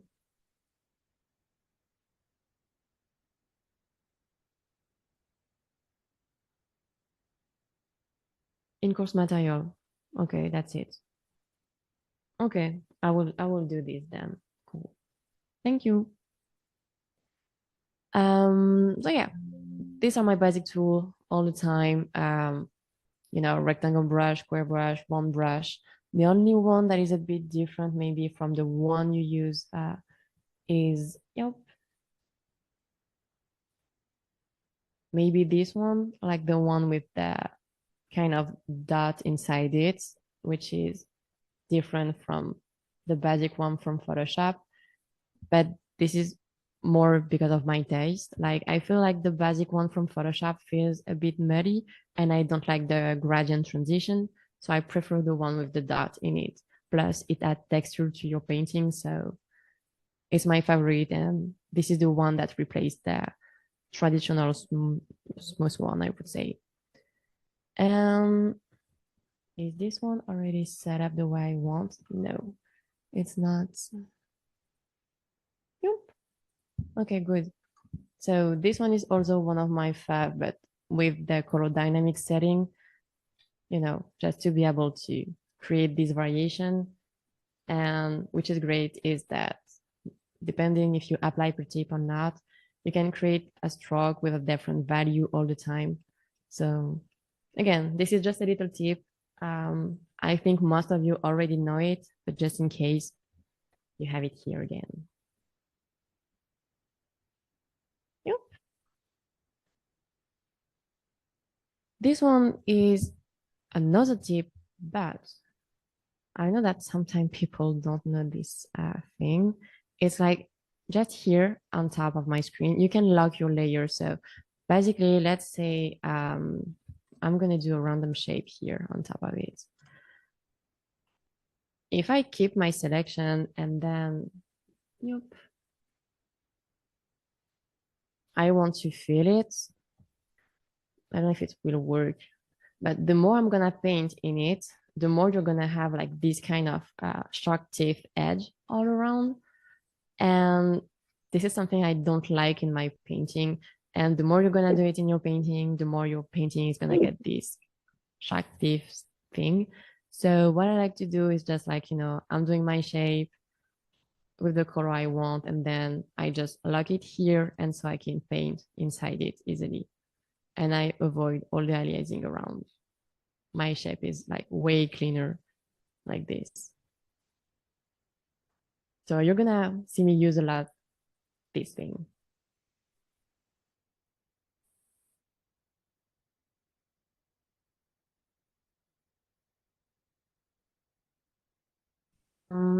The for book recommendation. So here you go. So I will not do a specific lesson on all of this topic, because basically each of these topic require its own class, but these fundamentals, and give you resources about where to learn more about this. But that's pretty much it. How are you setting to have a selection sharp and not with a tiny gradient on the edge? Not sure to understand what you mean. Setting to have a selection sharp and not with a tiny gradient on the edge. Can you be a bit more precise? Not sure to understand.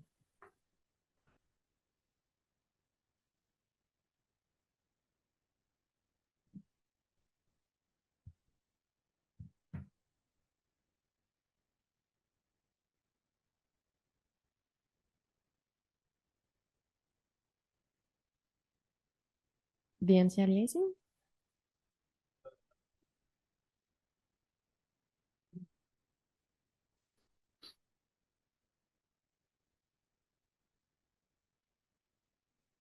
Okay. Let me know if you... No, that's fine. That's fine. So yeah, book recommendation right here. Yep. So fundamentals, the basic fundamentals, I would say. Might be the best for question at the end. Yes, we can do that as well. So when analyzing your references all the time, of course, place and understand the perspective of your subject. I know, I think this is pretty obvious, but we might skip this step sometime, and this is very important. So I have some brush I can share with you as well that I use a lot for this, like, easy perspective brush like this. So you don't have to do everything manually all the time. Like, you just place your perspective, and then you just move it around your horizon line. You can distort it if you need, but yeah, this can be useful. So I will share my brush back of grid perspective. Yep, stuff like this.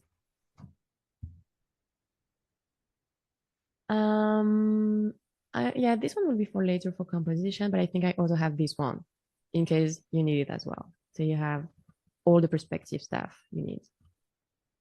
But yeah, just make sure all the time that your perspective point are on the same horizon line if you have different perspective in your image. So these are really basic stuff, but things to keep in mind anyway. If you want to improve your perspective, there is some really basic stuff to do, like drawing from observation, putting blocks in perspective, and then refining it to the object you want to put in perspective, trying to draw the same object, but in different angle, You have some really great example with Loomis book and ton of stuff on the internet for that. So just encourage you to work from life, basically, so you can understand better the perspective and then understand better your reference, basically.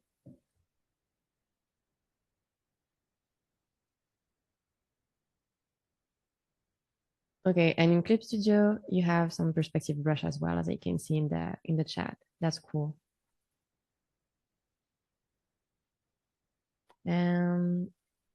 Okay, I'm trying to see for the question. Okay, great. Okay, sorry. Okay, another fundamental, really important in all your painting, of course, the values. So they are the light in your painting.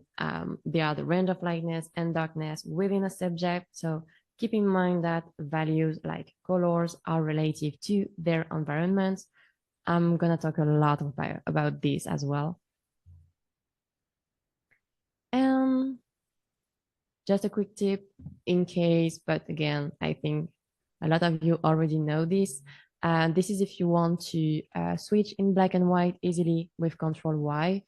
So yeah, it switch in black and white. So basically you can go into the view, the proof setup, the custom, and here you just take the working gray, dot grain 20% here. And you press OK, and so you can easily check your values like this. And yes, I think there is also a good perspective plugin for Photoshop on Gumroad if you want to download it. So that could be great. Quick thing about color as well, but you're going to see all these things step by step. We're going to come for one and only one big subject. So try to think about the true original color of each object without any influences. So it helps for the blocking stage, and it helps to understand how the light will influence the local color later. The color of object look the way they do because of the light on them and the influence of surrounding colors. So this is something to really keep in mind as well while studying and deconstructing your references. This one is an exercise I think we all already done. But basically train your eye by analyzing your references, observing your surrounding in your everyday life. I know that these three square might look like gray, but they do have subtle color inside it, like ta-da. Pure gray almost never exists in real life. There is always a subtle color behind it. So most of the time created by Boon's light. So this is the reason why it's really important to understand what you see, basically.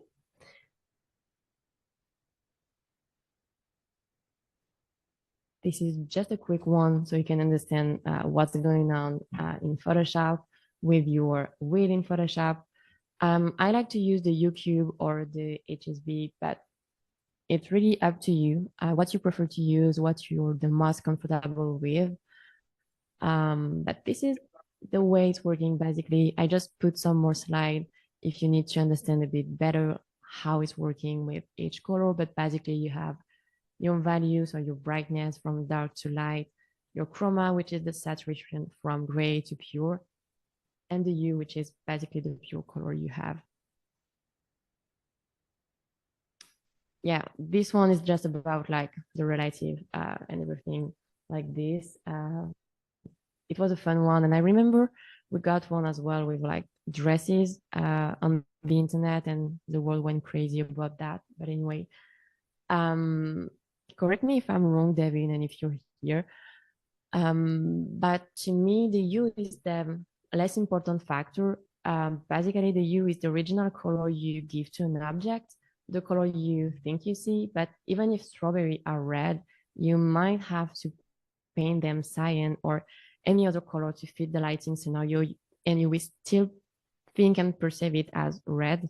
So this is the reason why I will insist on that. You should paint what you see and not what you think you see by default. Like, you know, this is the red from the strawberry. And this is a pure gray. Like if I color pick it, this is a pure gray. But with the color around and with what you're used to see from the strawberry, it appear red. So be careful with that. Again, this is only because of the relative of the color that's from this one. So I know this is a hard one. This one just for you. Yeah, the gold dress thing, yes, remember. This one just for you. If you want to Google it for more information, you have the Mansell color system. That is something really interesting about like few steps between value and chroma, etc., etc. So you have like your pure color on top. You have like the warm and then the cold.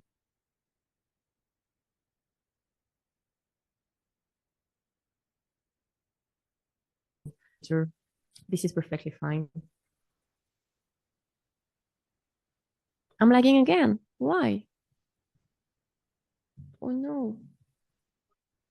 But my internet connection is okay, so I don't know why. Okay, maybe I talk too fast. I don't know. Was just for the last part. With the Mansell system,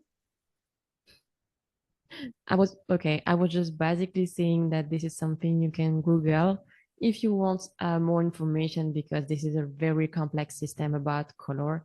But this is still very interesting. So since my course is not around, focus really around color, I just like give you this resource so you can Google it and enjoy on your spare time, basically.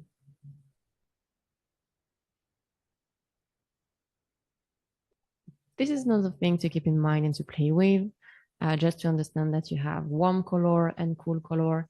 We already kind of talk about this while looking at your picture, but this is something to use to play with contrast. This is the same idea that the one with the strawberry, value and color relative to each other, etc. So it's like, you know, even if your gray square is a pure gray, if surrounded by cool color, the square will appear warm, but if surrounded by warm color, it will appear cool. So again, it might be simple, but when you analyze a picture, these are the things you need to spot, basically, to be able to understand what's going on and to be able to interpret it inside your painting.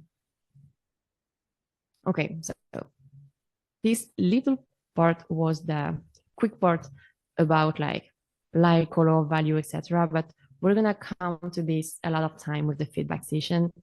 So these are just big key point, I would say. I will maybe be able to put them as a reminder in the chat or anywhere.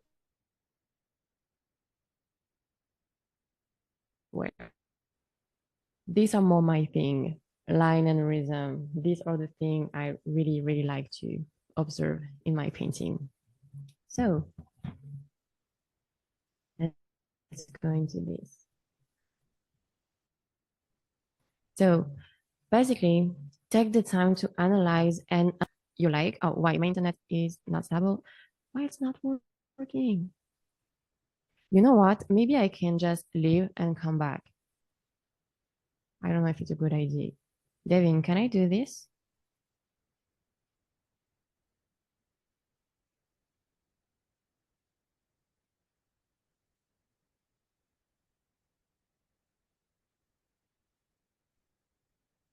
Okay, maybe Devin is not here. Yeah, this is what I wanted to do. Maybe restart my computer and see. Yeah, I will restart really quick and come back, okay? We can, yeah, you're right. Devin did it and didn't come back. Okay. Okay. So, yeah, you know what? We're gonna take a break, like a 10-minute break. And yeah, I will close everything and yep. Okay, yeah, tea time. You're right. Okay, yeah, tea time. We come back to the line staff. in 10 minutes, and so I can reboot everything. Okay? Okay, see you soon.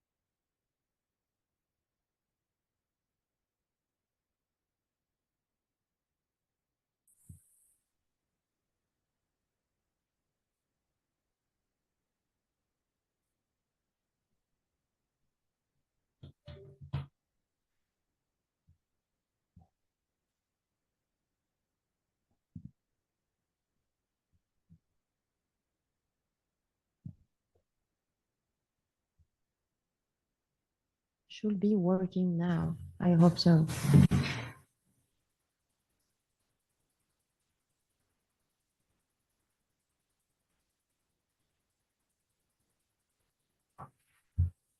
Yes. Us disabled participant screening sharing. So I can share my screen, but I think Tessa will be here for that.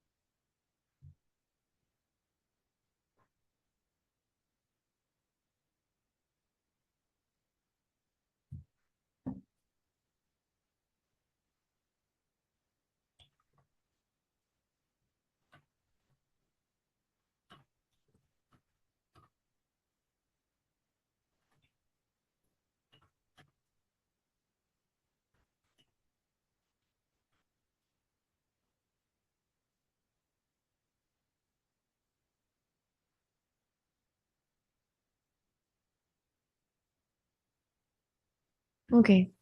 Yeah, I think I will turn off my camera. But what is weird is that last time everything was working great. So yeah, I don't know.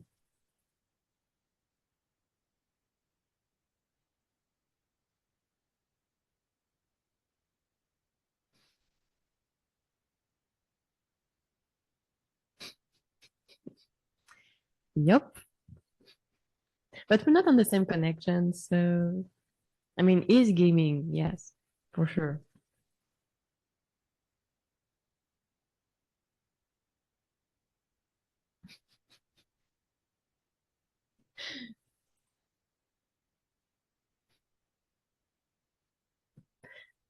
Yeah, he's playing to Wakfu while I'm presenting.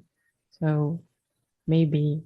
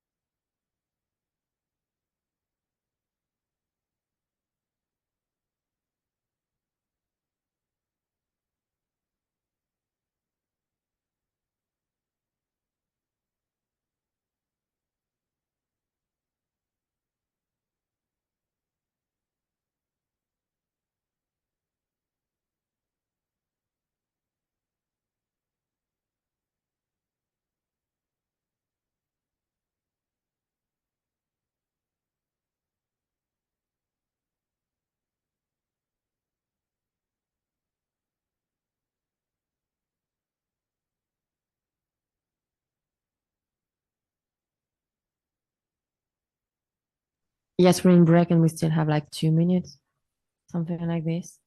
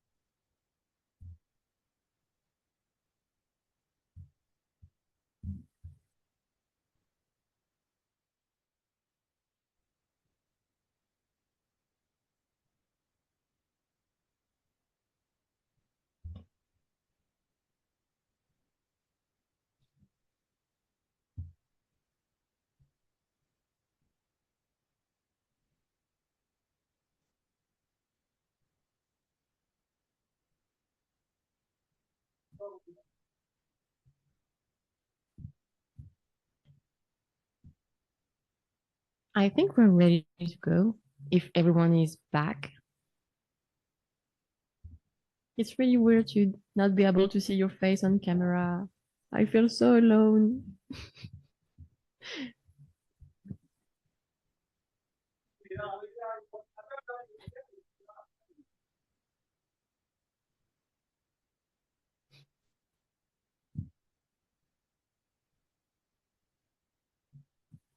Okay, seems like you're back. Okay, great. So I might, okay, I will try to keep the camera on, and if it's lagging too much, I will cut it. Yeah, if it's fine, you can try to turn on your cam, just so I can see that I'm speaking to someone basically, and not just alone in my bedroom or in front of my mirror. It's better. Cool. Thank you. I feel I'm not alone anymore and I can talk to real people. Great. Okay. And I also deleted some file in this Photoshop PSD. Maybe it was too much as well. I think the recording never stopped because when I came back in the meeting, it says that the recording was in progress. So yes, we're good with that. Okay, cool. So let's go back to my line and rhythm thing. So what I was saying was take the time to analyze and understand the structural line in your reference and the painting you like the most, because this line are the core skeleton of a composition, and depending on their orientation, the emotional quality of the image will change basically. So for example, a city and forest like this one feel more vertical, while beach or countryside are more horizontal. So ensure you have a dominant line orientation in your painting and try to find this line in the reference you have. So basically, horizontal lines like this are more like dormant, in a state of rest, and often associated with calm emotion, when line like this one, vertical lines, feels more stable, energetic, upright, and you can feel kind of like, I don't know how to say that properly in English, but when you feel kind of oppressed. So this is one of the feeling you can get as well with forest and city and vertical line like this. And then you have these particular lines that go against the line of the frame, because your frame also contain lines, and these lines create a lot of dynamic, and they are more in motion and chaotic because they are against the frame. So this is a small principle, but this is a very important one. Nope. Then you have this. Let me put this in the center. Okay. So this is also about line and rhythm, but take the time to analyze the repetition created by these lines. It creates rhythm in your composition. So how are they arranged? Do they have the same space between them? Do they have the same thickness? Does it feel calm, chaotic, boring? Also, are these lines in harmony with each other and the border of the frame, or in contrast with each other and the border of the frame? So again, sorry, I will just give you a lot of key stuff like this, but you will understand later and how to deconstruct your painting. And if you apply all these points kind of one by one, you will see where I'm going. This is the same principle with the straight versus curve line. So the same principle you have with the straight line is working with curve line as well. So try to understand how they're working, so you will be able to play with it after in your painting and to break the rule if needed.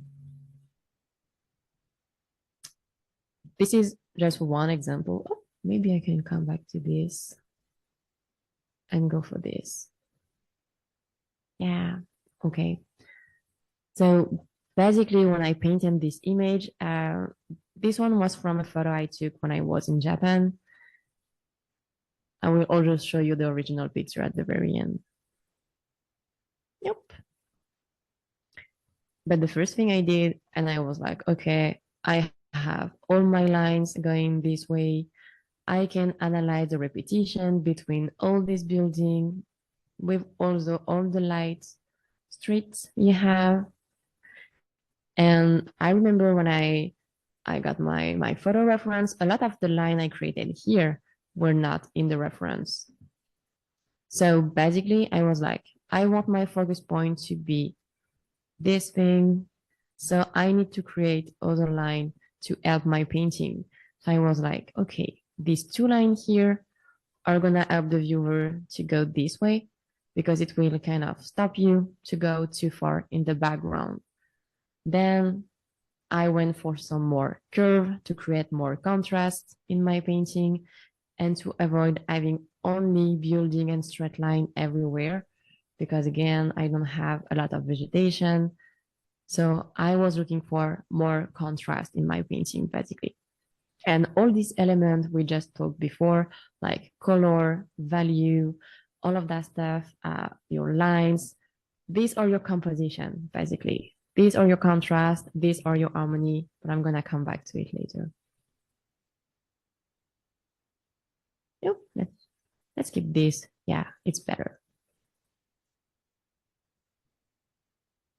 This one is my thing as well. This is what I like the most in the painting, the shapes. So, and this one are by Ansley Baker. If you don't know him, go Google his name. He's doing awesome stuff.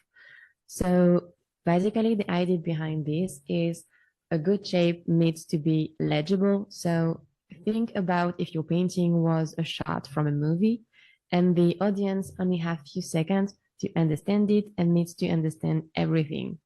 So this is the reason why you need to look at your painting and your reference from far as much as you can, just so you can be sure everything is readable quickly and from far.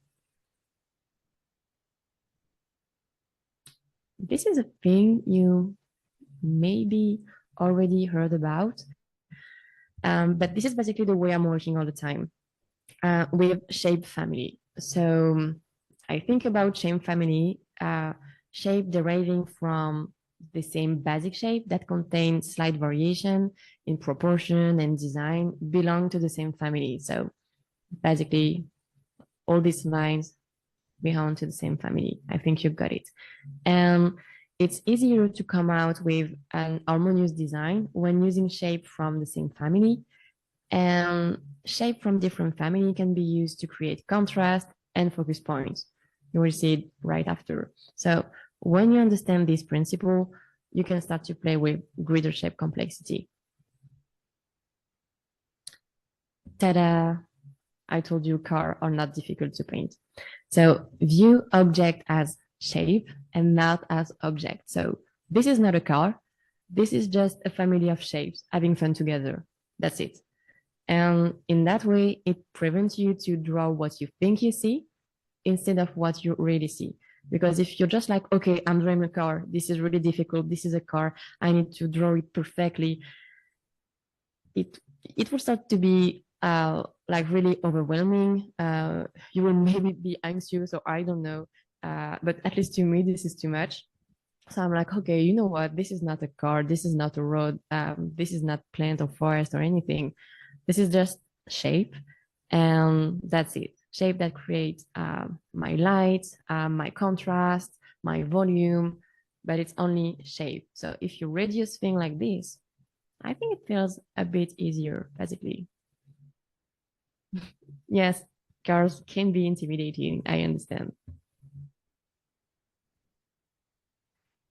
I would come back to this with my process, but this is the way I'm used to work, like from big shape to small shape.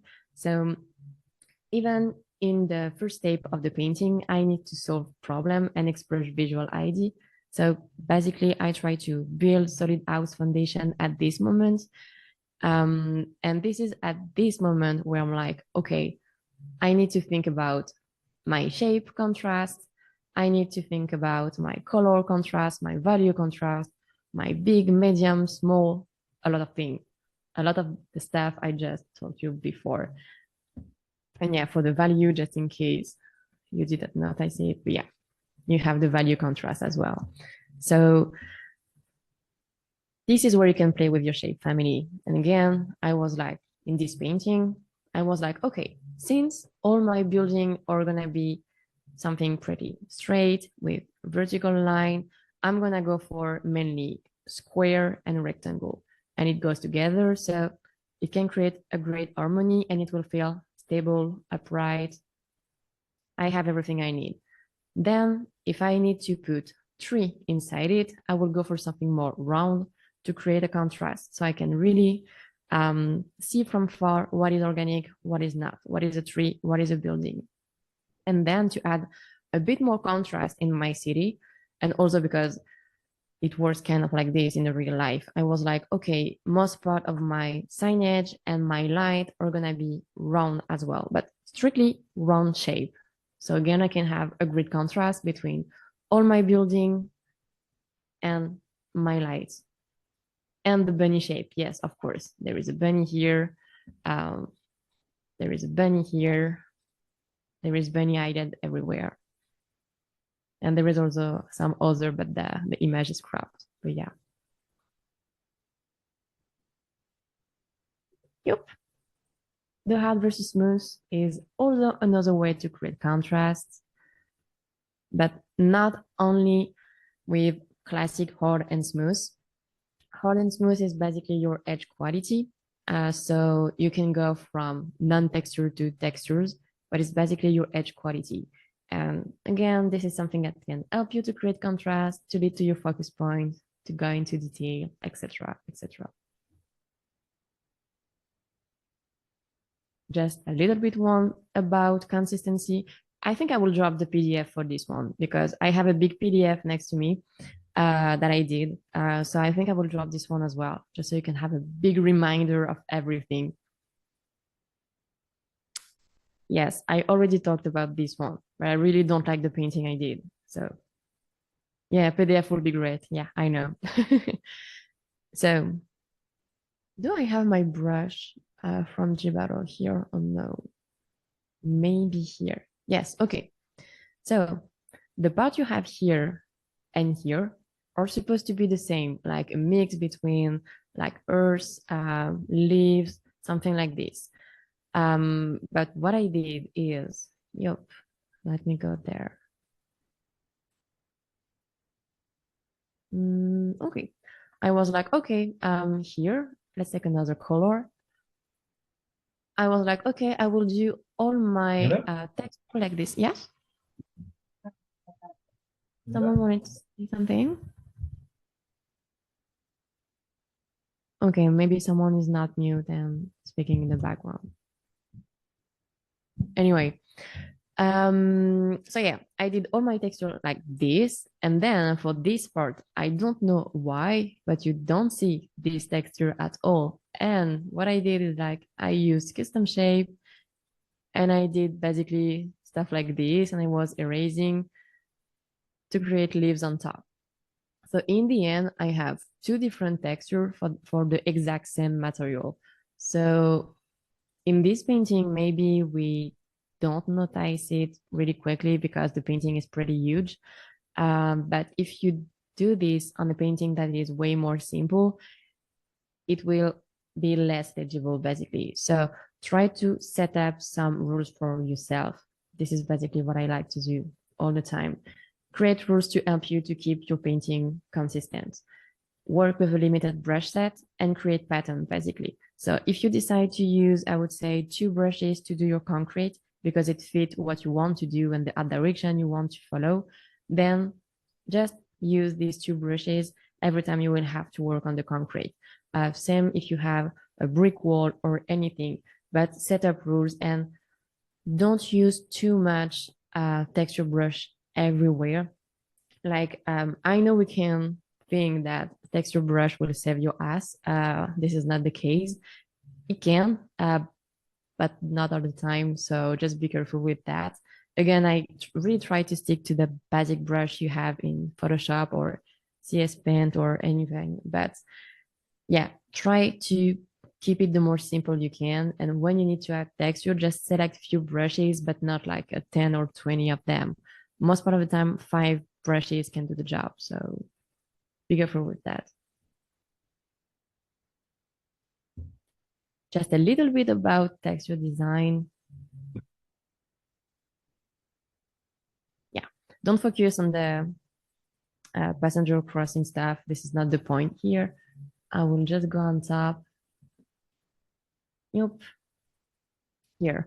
So basically the idea behind this is design your texture, be spontaneous. Subconscious will help here. Create shape while texturing, even if they don't exist in the reference. Design your texture so it can lead us to your focus point and create a harmony in the scene. Try to keep in mind that full technique tend to be boring and full subconscious, so emotion, lack of technique. So this is again a good balance to follow.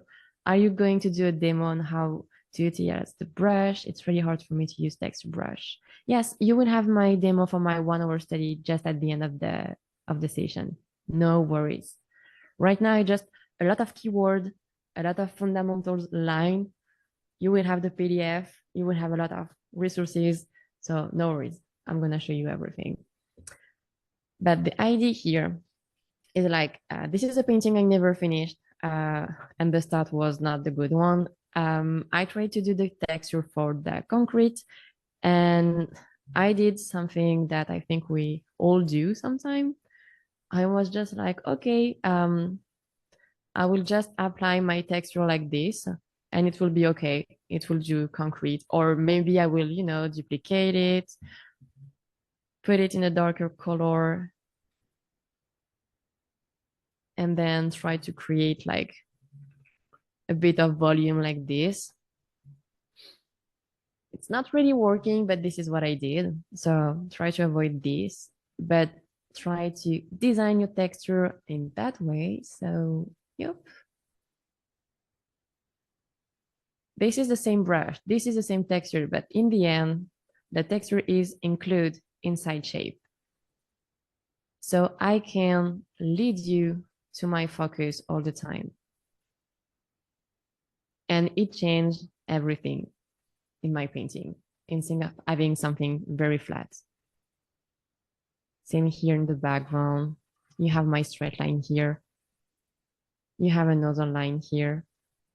So this is subtle, but if you have all this subtle thing into your painting, it will help a lot the viewer to understand your painting, what you want to share, and to go to your focus point, basically.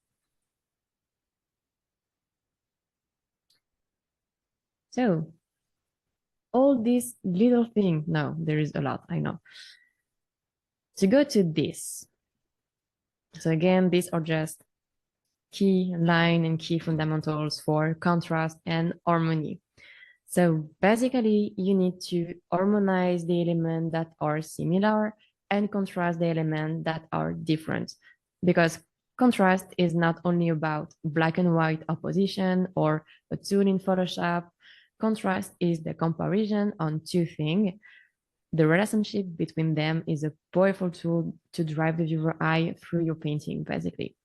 So contrast can be created by changing values, varying the size of each value and element, big, medium, small, breaking up shape, curve versus straight, hard versus smooth, creating pattern, and so on. So basically, the way you choose to express this relationship, even if the way you break these rules, like the perspective or anything, are your way to communicate, your way to express visual idea. So find your own and experiment with all the stuff I just told you before. It's a lot, I know. But basically, you need to find the balance.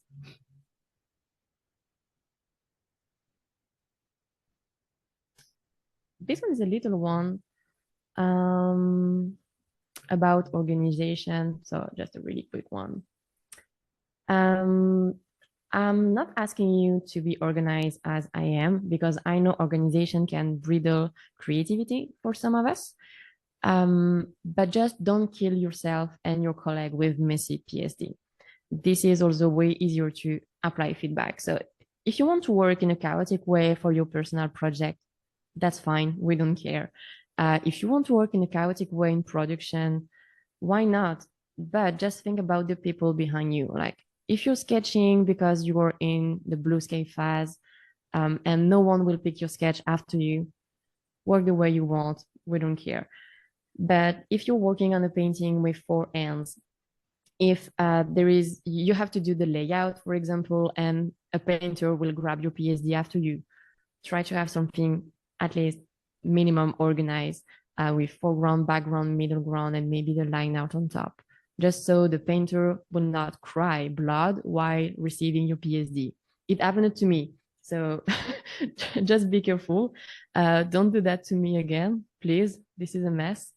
And your colleague will really thank you, because I remember working with the 3D team and they were really happy because not used to receive clean PSD. And for production like Yellowbird or for Jibaro, where the 3D team will project your painting. So they will project 2D into 3D.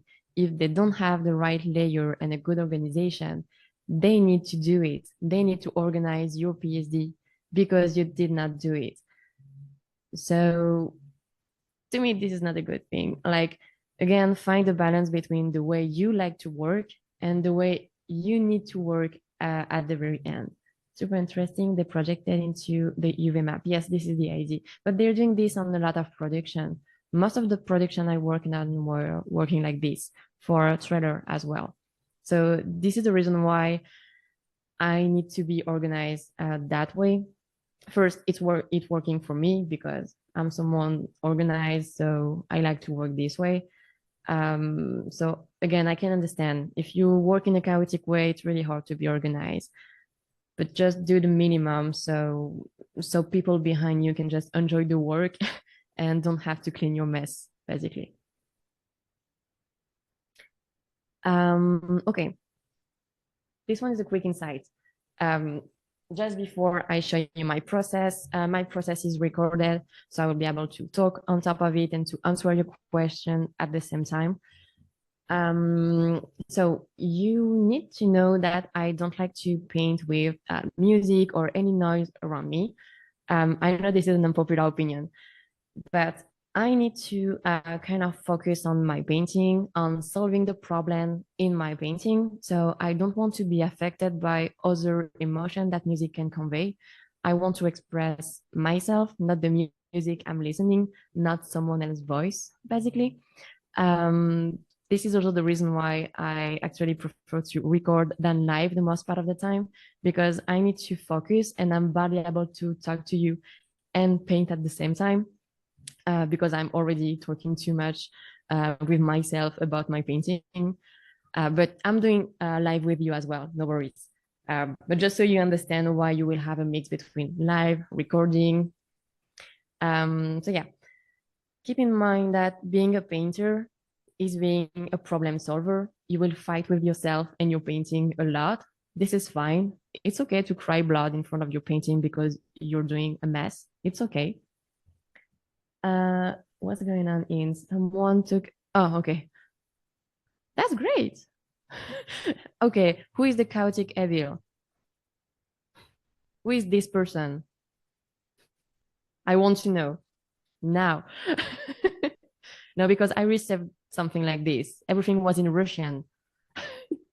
It was a mess. It's you, okay. Please don't do this to me.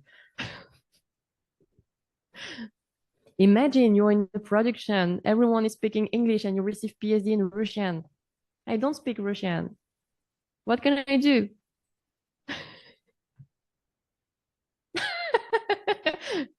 I don't say any name. I'm not saying it's him, but I'm not saying it's not him, but I like him. Anyway, what I was saying, yeah. So all the stuff about music and everything is to tell you that expressing myself in my painting is what make me enjoy my work every day. And this is also why I get hired by company, at least I guess, because they are looking for my voice and not the voice of someone else, at least at this moment. So try to always be aware of what you want to do and what you actually can do for each painting you're gonna start, then go and fail. This is the way to go. Like, just so you try to not be afraid anymore. Be just honest with yourself. Okay, I know how to do this. I don't know how to do this. So I know I'm gonna do shit with this part, but that's fine, you know? And then you go for it. Because most part of the time when we don't like a subject, it's because we just don't know how to do it. Like, let's imagine I don't like to do character design. This is not real. I like it. But imagine I don't like to do character design. The reality behind this is I'm bad at character design and too afraid to learn and fail. So I don't like it. So I think there is no real subject that we don't like to paint.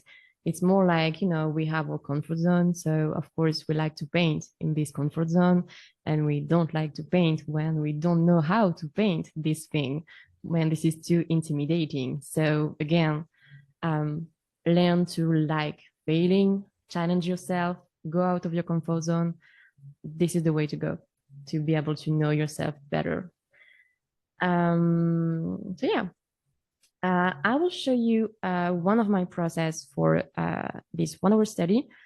Remember that this process is not universal. This is one way to do it among many other. You need to find basically your way to do it by testing, failing, knowing yourself better. And we'll go deeper into that process learning on week 4 and week 3. But yeah. Oh, I had a quick question, Leah, before you started. Of course. It was about what you said earlier. Turn about on the listening to camera music. icons. Yeah, Oh, it's sorry. it's about the music thing that you were saying earlier. Have you ever tried listening to like music that thematically matches like what you're working on? Like if you're working on like a fantasy piece, like listening to kind of fantasy soundscapes and such. Would you say like that Yeah. also is distracting, or do you think that that helps in its own way? To me, it's still distracting. Like, for example, my husband is doing exactly what you're saying.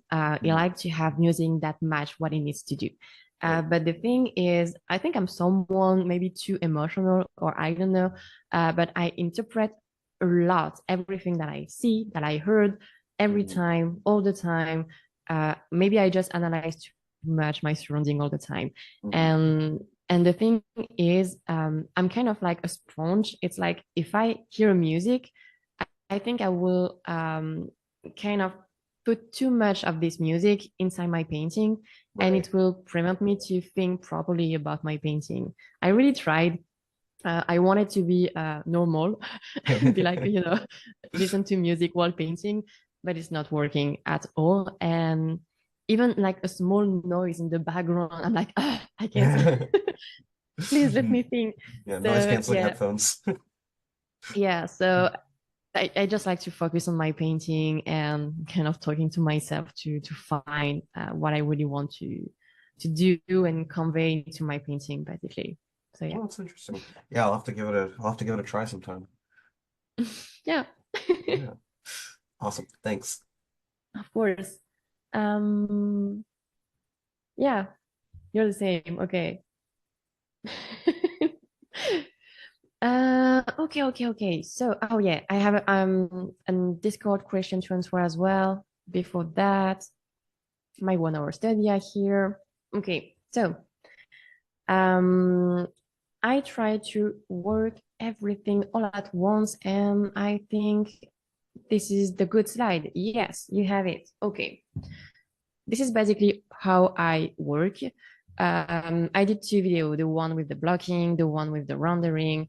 So I try to work everything all at once for my blocking. So I don't start the render of an object if the full blocking isn't done.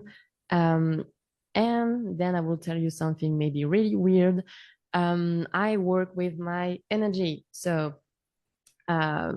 basically, I'm like, okay, I know that I'm more efficient in the morning and I'm not useful anymore in the afternoon.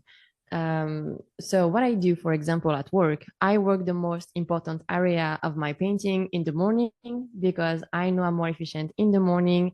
And in that way, my quality of detail will automatically decrease in the afternoon and in the area that are less important. So get to know yourself again. This is the point, and work accordingly. It's the same when I'm working on my personal project. I'm like, okay, this is the most important part in my painting. This is my focus. So I do my blocking. I need to work everything at the same time. But when I'm doing my rendering, I will work the most important thing first. And then since I will be low in energy, I will work on the small detail around. I saw some stuff here. Okay, fine. Yeah, I'm getting too distracted by music, so I listen to stuff like coffee shop ambient music, loud coffee. Yeah, it's like what we call blank noise or something like this, or white noise. I don't know how we say that in English, but yeah, like rain sounds or something like this. Can be a thing, yes. And yes, let me just go back to the question I got on Discord because I think it's a great fit here. I will take it on my phone.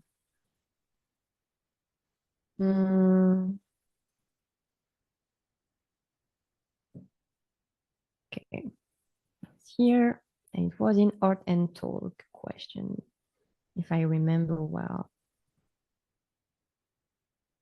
Yeah, Amanai, I don't know if you're here, but it was your question on Discord. It was how do you not lose focus after working on so complex composition like with a bunch of building, and how to not lose interest in drawing overall after a hard work temp, and how do I refresh myself? Yes, you're here. Okay, great. I prefer to answer this now before showing my process. So how do I not lose focus? Basically with this technique. Like, okay, maybe I can open this as well. Let me go in my folder if the folder wants to open. Okay, cool. Yep. Where's the process thing?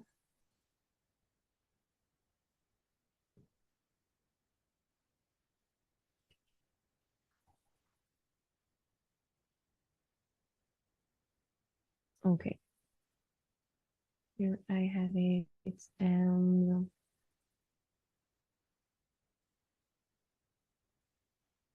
Okay, and here I have it.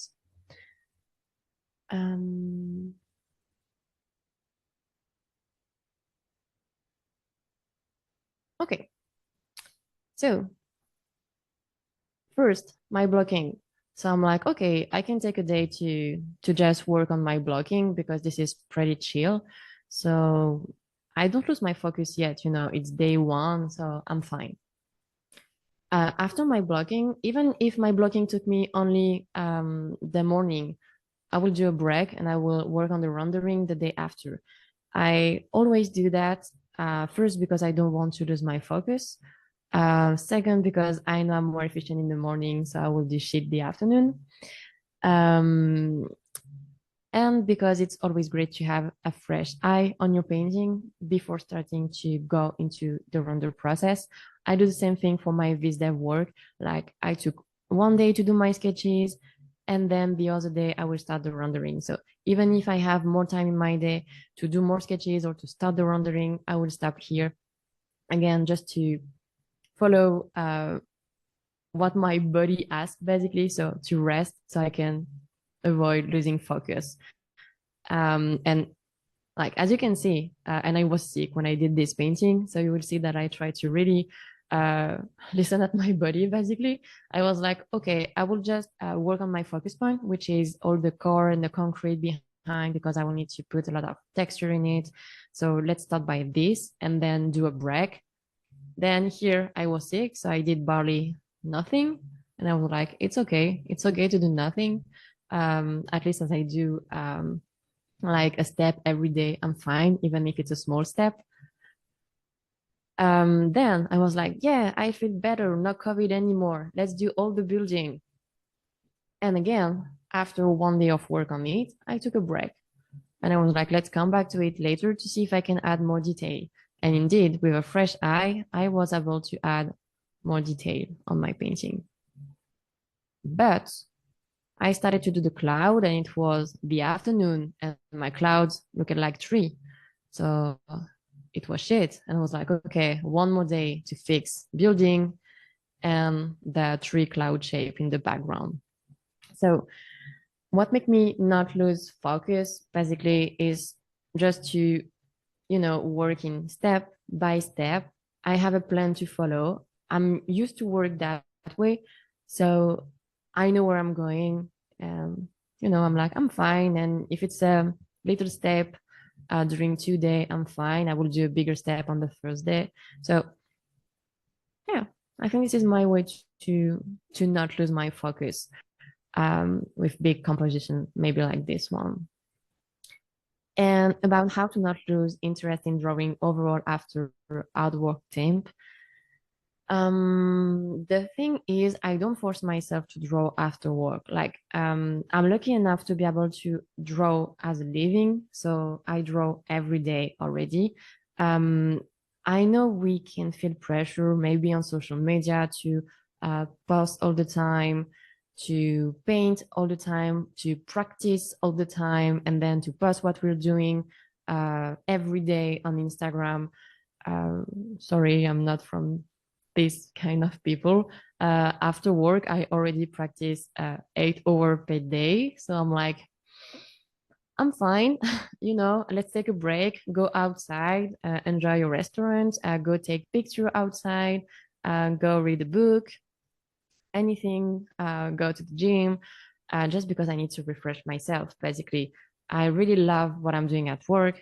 I like painting. So of course, if after work or during my holiday, I want to paint, I paint because this is still my hobby and this is something I really enjoy to do. But I will not force myself to practice, basically. And I think at least this is my way to go. Like I practice every day at work. I'm doing my best every day. Preparing my courses like this one is also a practice to me because I need to remember all my fundamentals to be able to share it with everyone. So yeah, I just refresh myself afterward by not painting, basically. Hope it answered your question. Let me go back into the question I got here.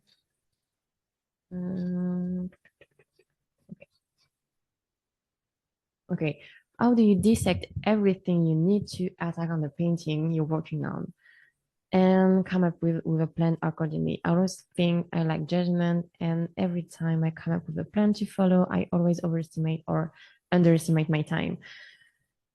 I mean, this is more about like experience and practice. At the very beginning when I started, sometime I was painting images and I was like, oh, this spot is really easy to do. And then when you paint it, it's actually not easy to do at all. But you need to go through this to learn and be able to estimate yourself properly on each painting. So this is more experience, I would say. And okay, let me go back to your question. And yes, you have the plan accordingly. Like you cannot be 100% right all the time. It's like you deconstruct your reference with all the key tool I just give you before. Like you try to understand the lighting scenario, the value, the color, what is working, why it's not working, how the line are working in your painting, where is the focus point, what are the area that will be difficult to paint or not. Oh, you know what? I have something for you, actually. I prepared something for this question. I will send you this. Where it is. Can I open it here? Yes, I can. Cool. Okay. Can I zoom in it? Where is the zoom tool? No, this is not this thing. I'm not used to it. Oh, here. Cool. Yes. Okay. This is a roadmap, basically. It's tips before starting to paint. This is for you. I will send you this PDF. So before you lift the brush, take some time to think about what you intend to do, make decision, and then you start painting. So If painting was a road trip, perhaps in a car going across a country, you will want to have a map, credit card, gas, enough time, and a destination. It's the same for a painting. So, number one, which side of the subject is the lightest or darkest? This may seem simple, but in landscape painting, it's not always obvious, as we already saw in few of the reference painting. Is the light clear and sharp or diffuse? Are there strong or soft cast shadow? So it goes with the edge quality of the line we talked before. Look at the edge of the shadow for that. Bright light by itself will not necessarily produce odd edges. And is there any strong reflected light bouncing around? So again, it's about like understanding the light scenario in your painting to be able to paint it. Where are the lightest area, the darkest dark, the sharpest edge, the completely lost, so smooth edge? This is important in establishing the range of values and edges in your painting. How warm versus cool is the light? We already talked about this a lot with your reference as well. Are the shadows warmer or cooler than the light area on the subject? You will see there is some key point here as well. Where are the most playful color and what are they? Is there an obvious color harmony in the subject as a whole, or is the harmony subtle as in the light? Is the harmony created by the light amplified by related local color in the subject, like grass, snow, etc.? Where are the strong, simple area and where do you have to be especially careful? So this is why what I'll try to explain you. Like you need to understand the problem you will have to solve basically before you paint. Are there any drawing, painting problem? Are there perspective distortion? Like if you go find your reference on Google Map or maybe with your camera lens, you will have distortion. Or area of ambiguity or confusion. Is there anything in the subject that will look weird if painted? Because you don't have to paint anything accordingly to your reference. Which art direction you want to follow and which rules you want to follow. This number one is more for next week, but you got the point.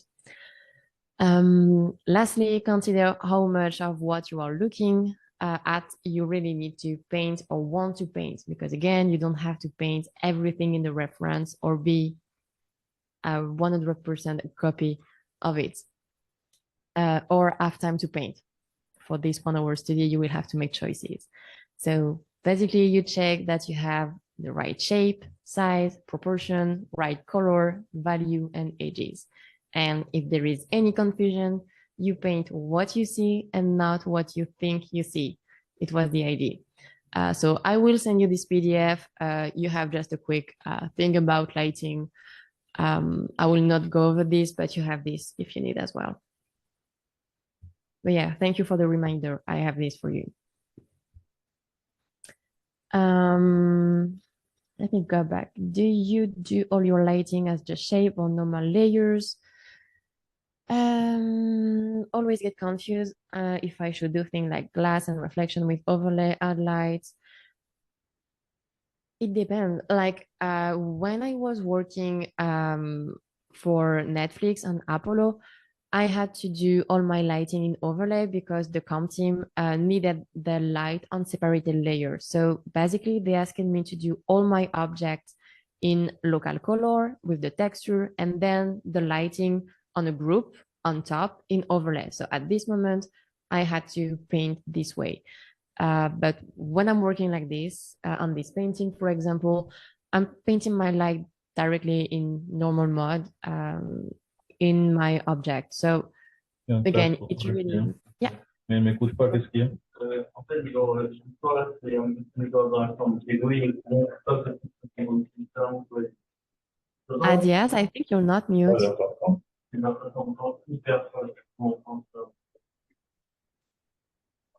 Pour aujourd'hui. Adias, do you hear me? Can you mute yourself, please? No? Maybe he just fall into the meeting, but he don't know where he is. I don't know. Okay, anyway. I don't remember what I was saying. Oh, yeah.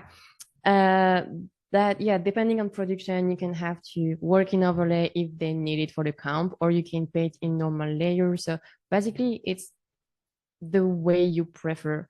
Like there is no rule for that. Like if you prefer to paint on normal layer, you can. If you want to paint with overlay, you can. Just be careful with overlay, multiply, and all that mode, because it tends to burn your color. And I mean, to me, overlay and multiply can be used sometime, can be useful, but I prefer to be able to paint directly my color so I can really choose the color I want to put in my shadow and in my light. Um, I feel like it's less precise with an overlay or multiply, basically.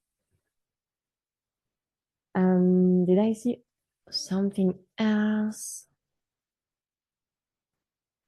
Yes, don't be that hard on yourself. You don't have to paint and practice all the time. Don't burn out yourself. I heard too much burnout in our industry, and this is not healthy. I think we'll go back on this subject on the last week. We're talking about social media because this is a real thing.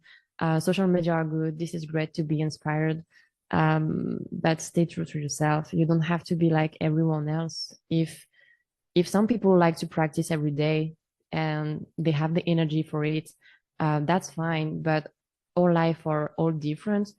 Some people may have a big family, kids, and a full-time work, and they just don't have time to practice. So if they start to practice every day, they will not have enough time for this, for their family anymore.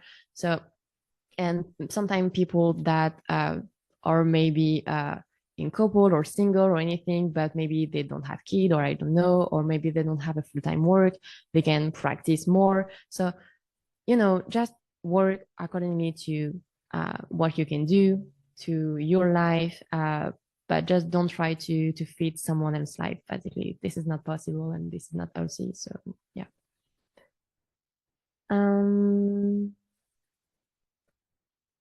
Does Photoshop have plugin for batch layer rename? I don't know, maybe if there is one, yeah, you can share it in the Discord. And I have a question about the reference picking. Might be out of subject. On a project, when you have several images to do, which are the kind of reference that gather all of them in the mood board? What are the questions that you're asking to yourself to create harmony, coherence between each images in painting?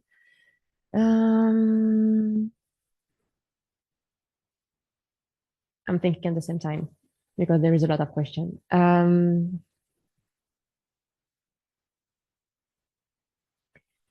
It's like you will saw it when I will do my photo bash and sketch demo. But the thing is, if I receive a script and I have to do my sketch, first the team will give me a few references most part of the time of what they have in mind. So I already have kind of a roadmap to follow. And then I will try to gather my reference first in my reference folder instead of reference I can find on the internet. So this is why I like to take picture. And I will try to have as much different reference as I can. Like, for example, I will be like, okay, I need to have different flow pattern. So I will look at my reference and be like, okay, this flow pattern, I like it, and this one. Okay, I put it on one mood board. Then maybe architecture references, and I create some references for my architecture, then for my lighting, and another one for my color. And, I try to not have too much references in each boxes, I would say.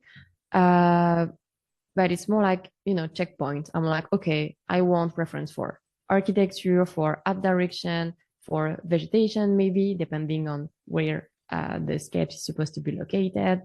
Lighting scenario, depending on what they're asking me to do. Color palettes, if they want a specific color palette. So your reference board can be really big, I would say. So yeah, I hope it answered the question, because you're here to create the harmony and the coherence between them at the end. It's like you grab a lot of references, and then with this, you will create something harmonious. And doing photo bash is something that helped me a lot, because I can already test quickly with the reference I gathered if things will work together, and I will quickly see where are the problem or I'm gonna meet, and I can solve them during the layout right after. So, but I'm gonna show you this, I think on week 5 or something like this. We're gonna do photo bash together after gathering reference, and then we're gonna do a layout on top of the photo bash we selected, and then we're gonna go into a full rendered image. Yeah, hope it helped. Yeah, so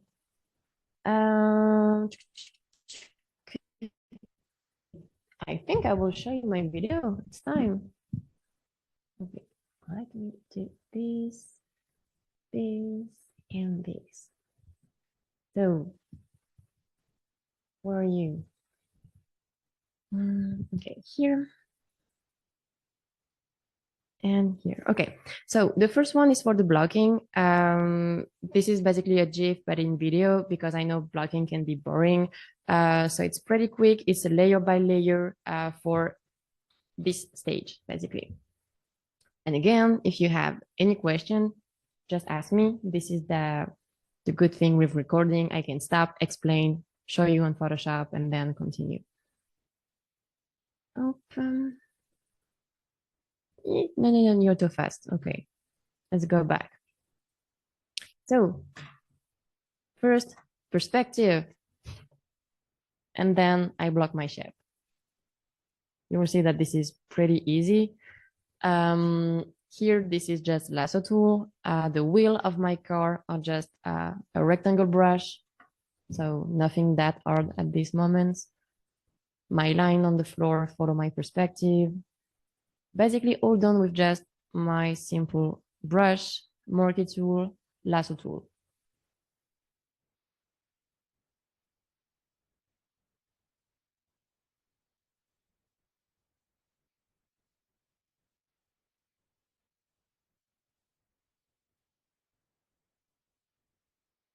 I will answer your question right after Anastasia.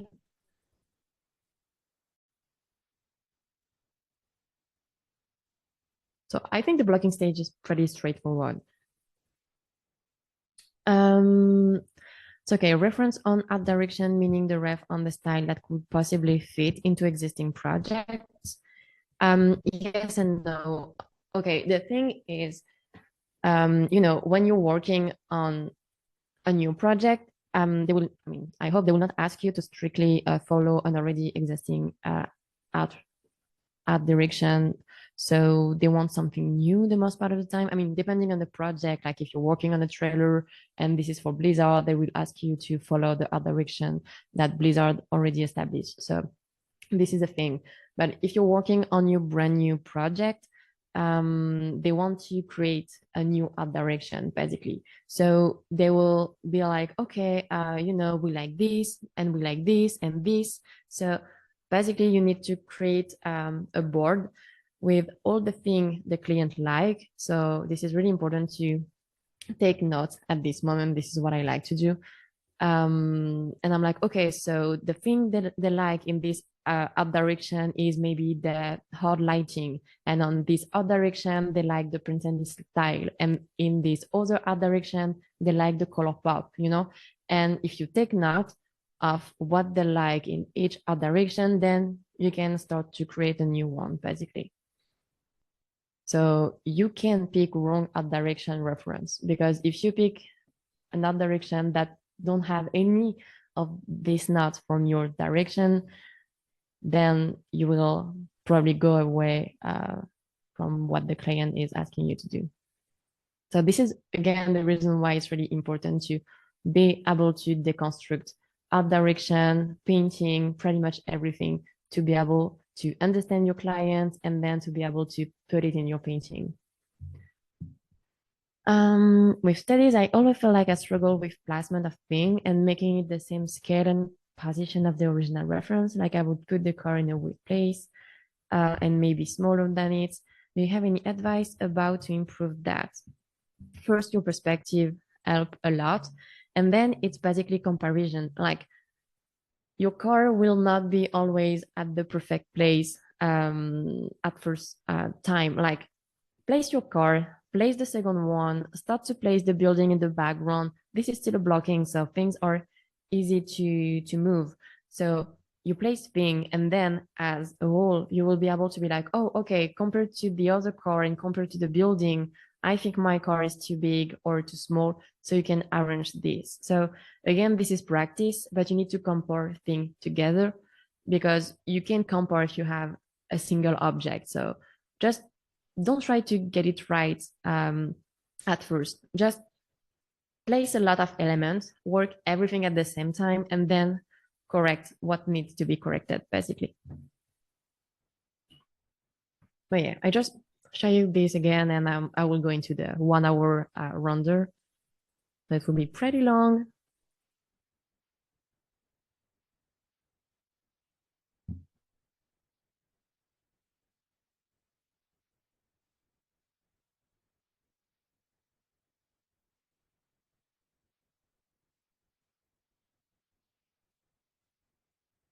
Oh yeah, I'm doing the card here. Okay. Okay. So I will put that video in speed 2 because I had to deal with the bunny at the same time, so I lose some time. Okay. Here we go. Again, feel free to ask anything about the process. I try to put my color and brush on the same screen, even if I'm not used to it. I usually have my color and brushes on the other screen, so I might act a bit weird because I'm looking for my brush and color.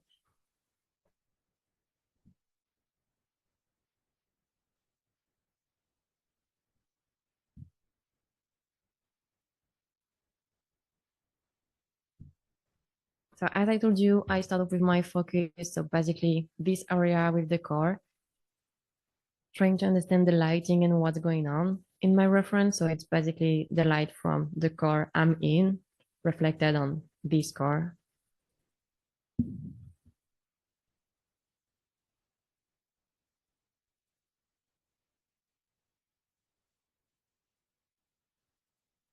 Yeah, would you say it's important to limit your values very early on in the process, not have like too many different values going on at the same time?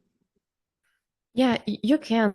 Like, this is something that can be great to be able to group your value. You will see in this process, like on the left side, in my blocking, there is a high contrast between the gas station and the sky, and it's not my focus point, and it was bringing too much attention. So I was like, you know what, let's put everything in the dark so anyone focus here. So what you're saying is more about, yeah, value grouping. So if you can do so, yeah, this is a good thing. Cool.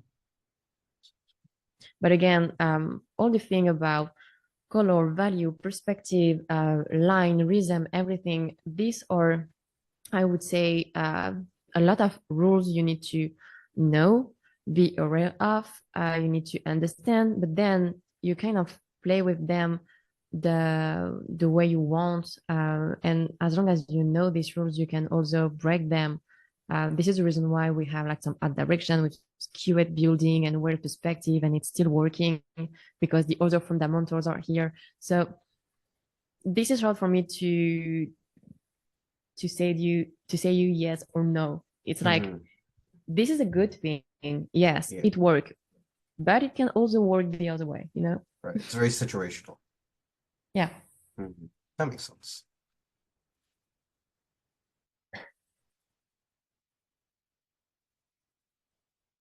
Yeah, so yeah, understand the client, don't go too far from their ID, experiment in the bracket to not do the double work yet, basically. Or you can do both. It's like, this is something I like to do. I can provide them like one sketch really in what they want.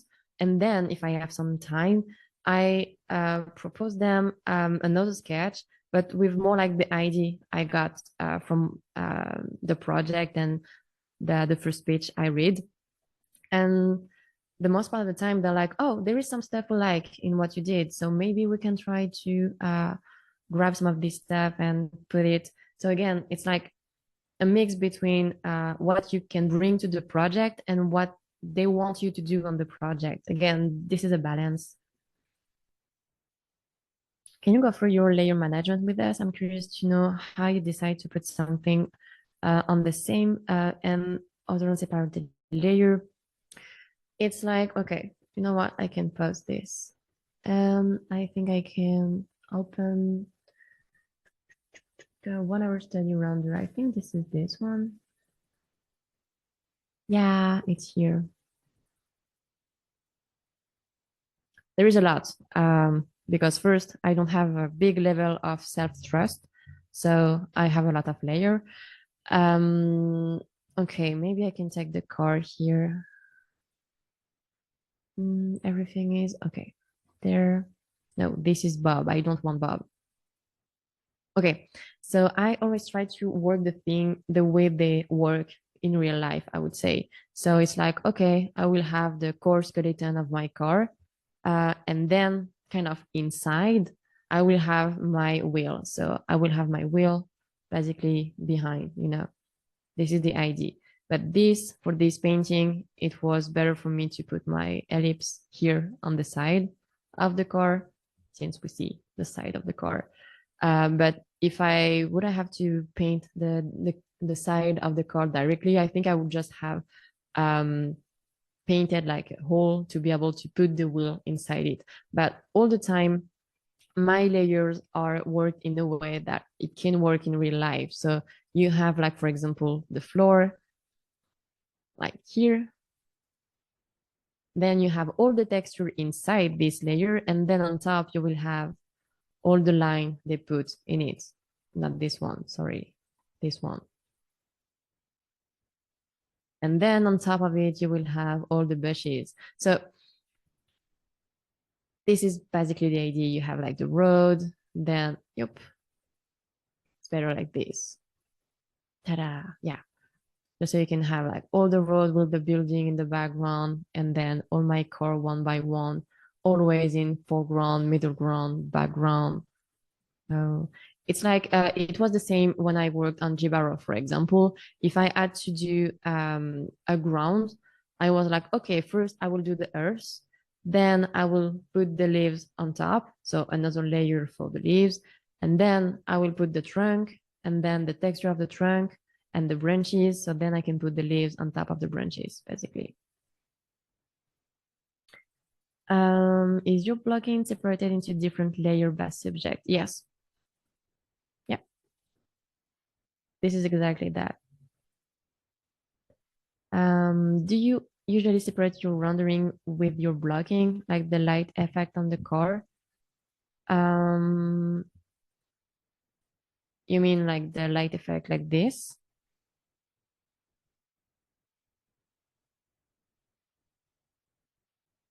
You're rendering with my blocking. Oh, or maybe you talked about this.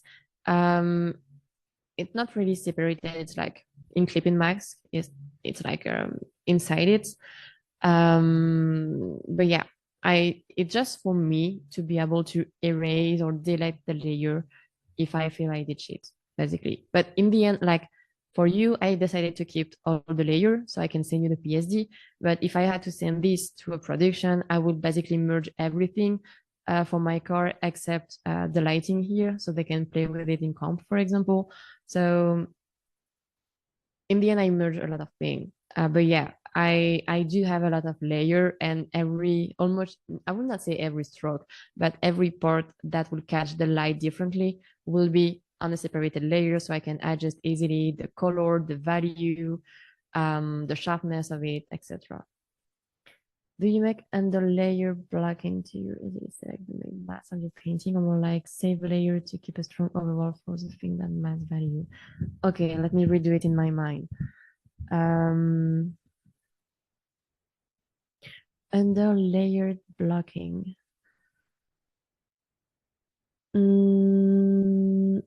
No, it's more like, since my blocking is already pretty strong, I think I don't need it. Save layer to keep a strong overall for. The thing is, I think it will be easier to show you this in other painting, but I'm like, for example, since I have already a group with all my car, if I ever need to change, for example, all my car, like the overall silhouette or lighting or color, I will just do like this, and then I have the overall silhouette on top, So I'm used to do it that way. I'm not sure if it was the question or not. Not sure to understand. Tell me if it was that, because I've seen artists making random color blocking, like 3D rendering with random UV. Random color. Oh, like the clone. Like I know people are doing mass in color to block. Like for example, if they're doing a character, you will have the skin in purple, and then the clothes in I don't know blue, and then another part of the clothes in yellow. Yeah, the clone mask. This is basically what I'm doing, but without a scary color. But this is the idea, yes.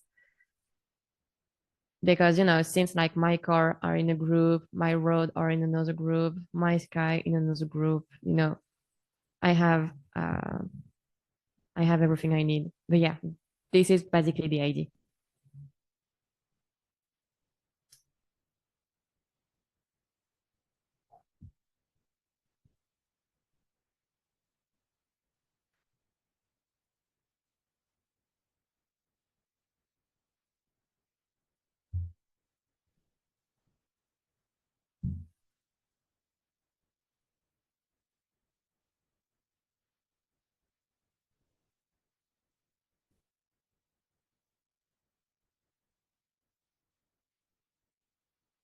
Oh, and I also have the navigator open on the side to be able to look at my painting in little. So you will see me zoom in and zoom out a lot of time, just because I like to look at it from far. This is really helpful to be able to see if it's really really legible or not.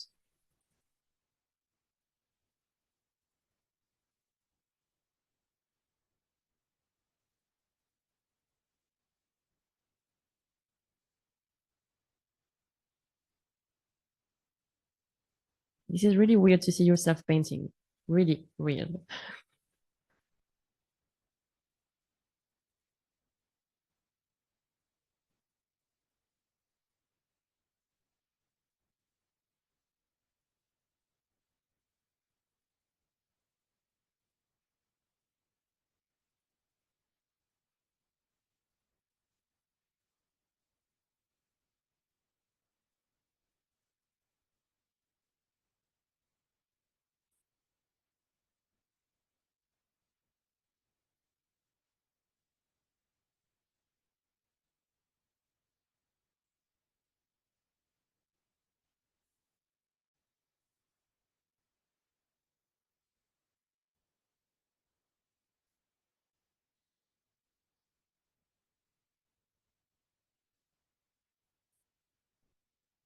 And again, everything is painted with the mouse. And I think now you understand why this is just a lot of tool.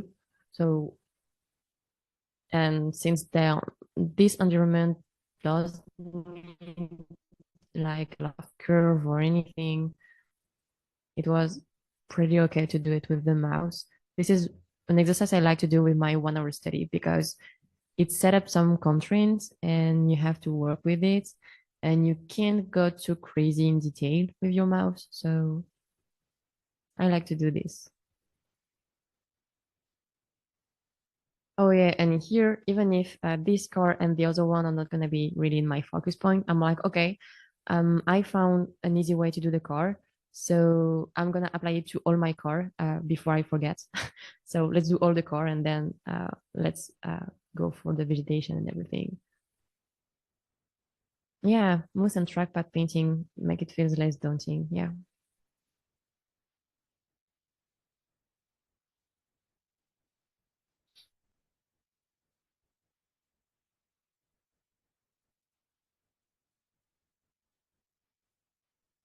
Oh, the white curve with the lasso tool.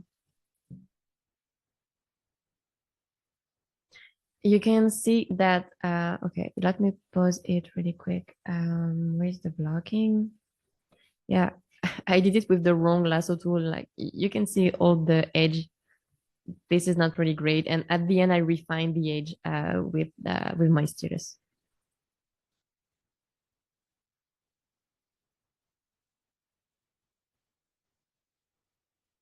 Yeah, I think trackpad is not the best thing for your wrist. You're right. What kind of mouse do I use? This one. This is not a mouse specific to painting or anything.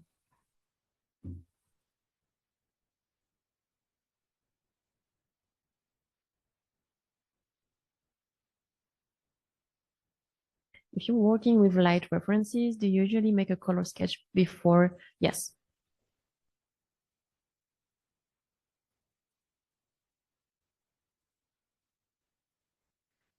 And how do I refine the jagged curves? I just work them with my stylus, basically, because I'm a crazy psychopath and perfectionist, and I'm like, we'll do the curve perfectly. So yeah, just like this. Do you use the pencil for curve or other shape?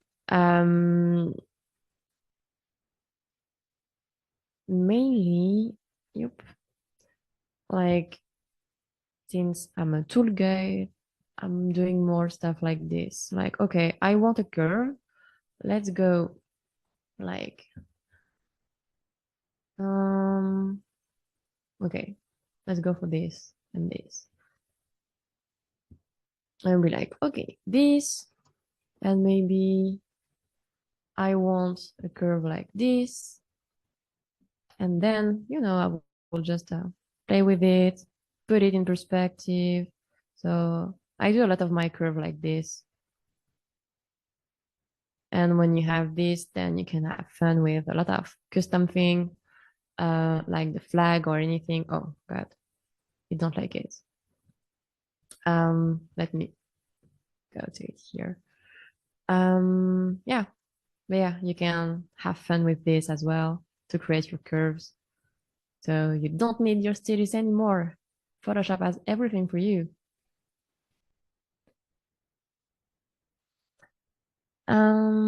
So yeah, no, I don't use the pen tool for curve or other shape. Yeah, the lasso tool is just you need to practice, and then when you get the hang of it, it's getting easier basically. And yes, I do paint on the tablet. Like I have my tablet. Most part of the time, I have my cup of tea on it.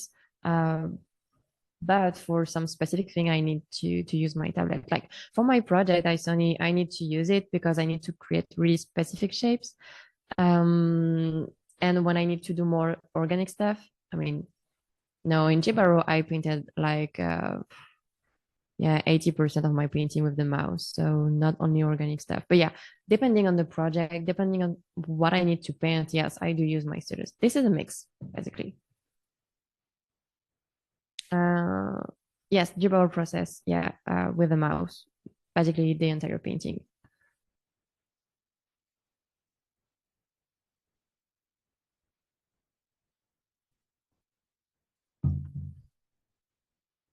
No, I don't use the pencil for curves. You mean like I think it's this thing to do curve, but no, I don't use it.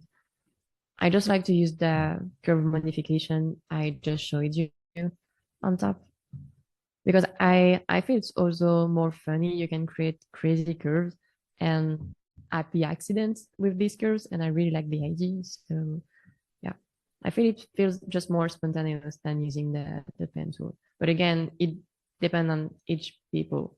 It's just not something I like to use.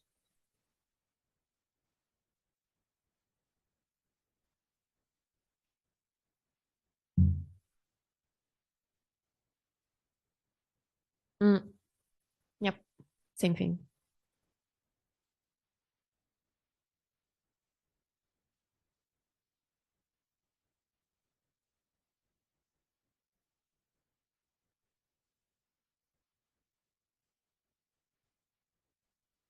Yes, okay, let me pause this again just to answer the question.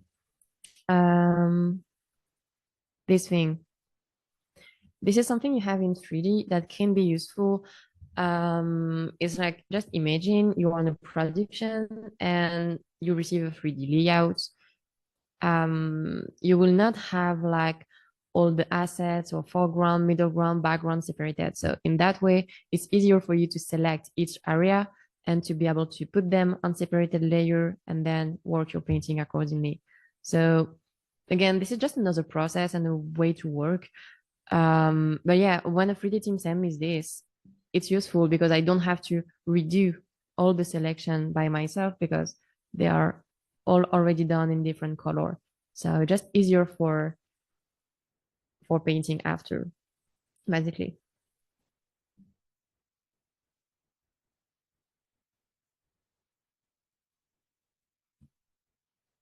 Yep. Yep.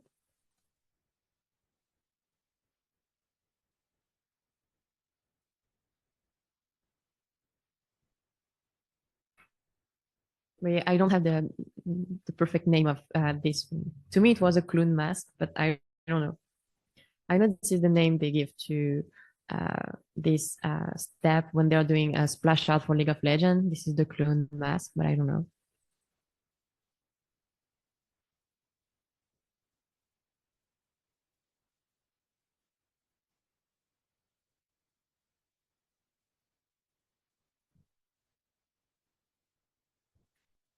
Oh, same. I'm a bit of a psychopath with sky color. I really try to put all the color of the sky I'm supposed to see in it. So in this case, pretty much all the color, like the green, the blue, the yellow, then the orange and the purple on top, all the rainbow from the light prism. But yeah.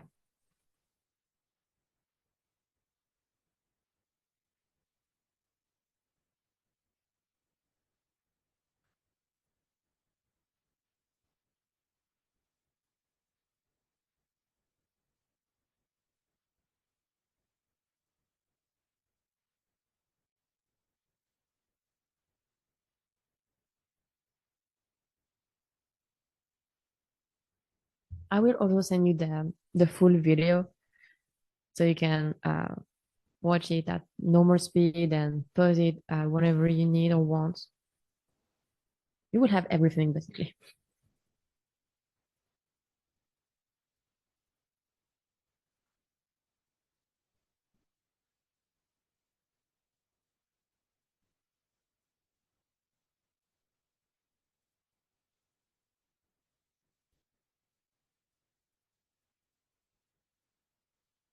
And yeah, on the left side, this is what I was saying to Kaz. Like I decided to put everything kind of in the dark to avoid too much contrast. And so we can really focus on the contrast and detail on the right side.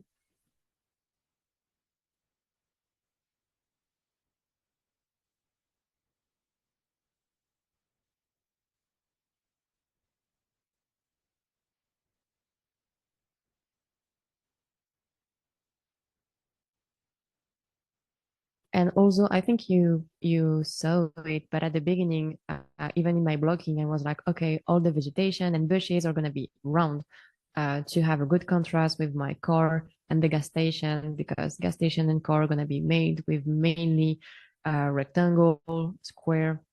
So I was already thinking about this contrast before.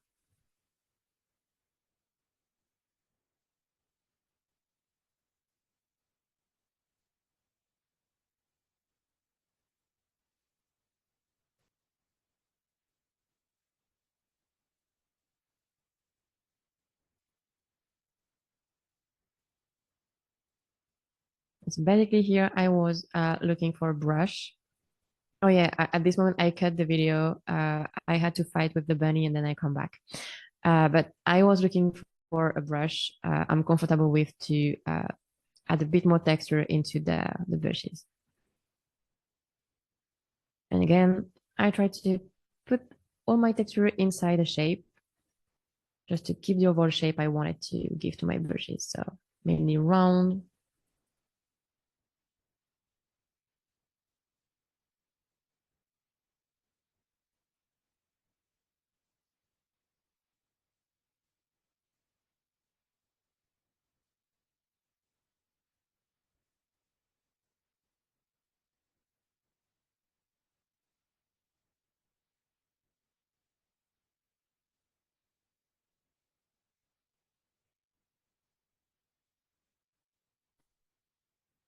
Here you can see that I'm a psychopath because I try to erase stuff that we don't see.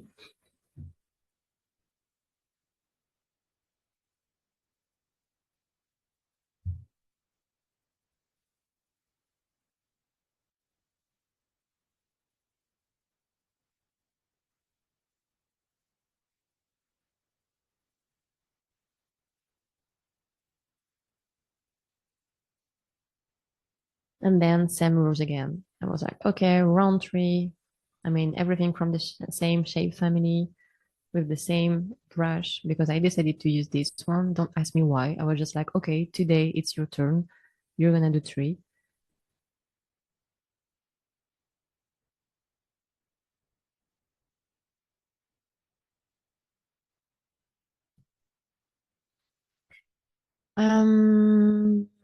Do I set a color palette at the very beginning of your work?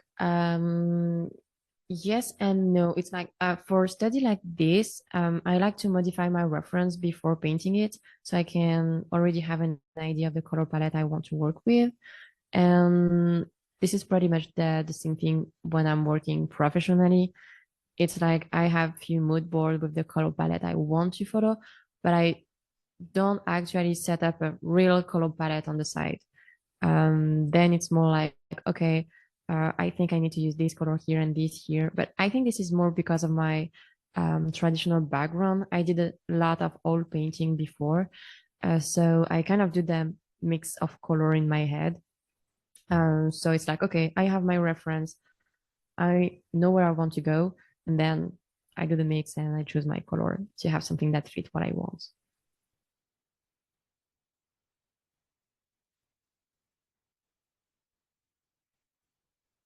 I find it hard to add texture to a painting that's basically just shape with a hot brush. Like I find the balance and it ruins, I can find the balance and it ruins some time.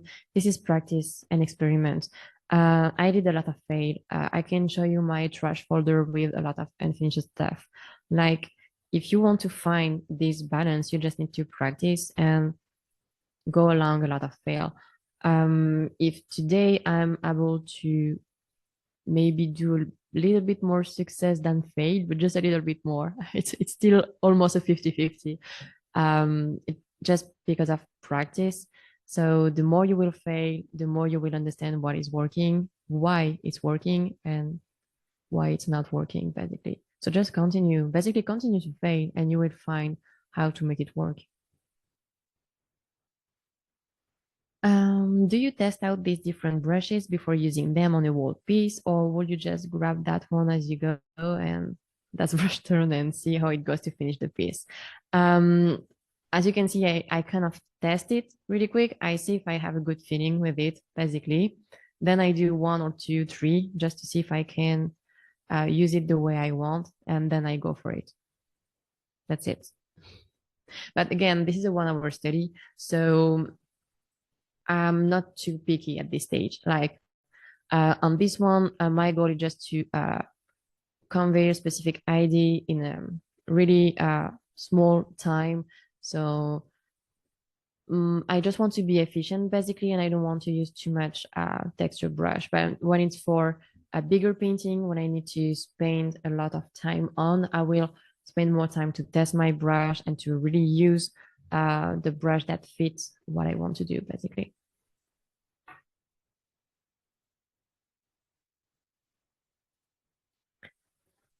Mm.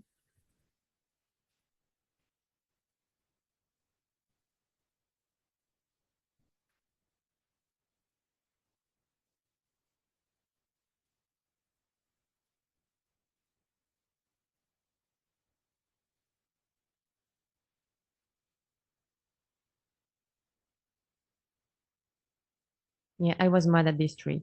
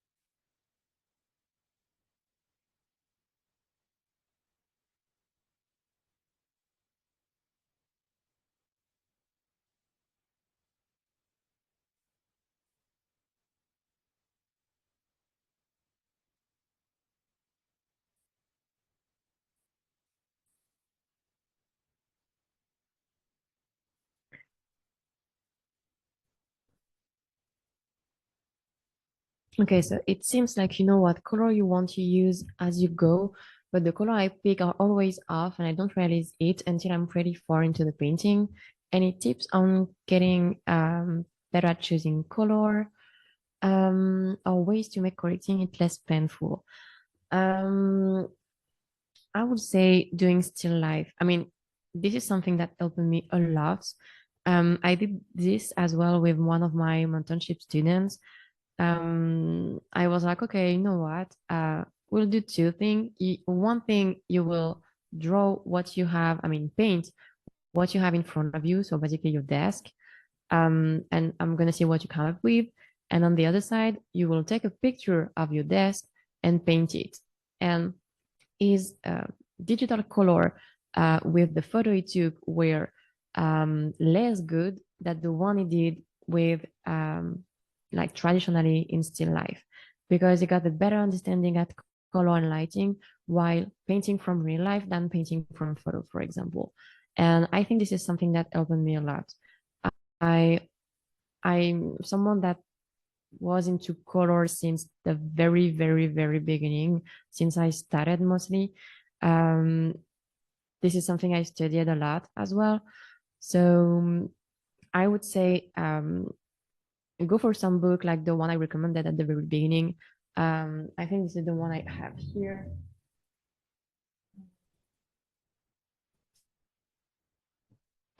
Yep.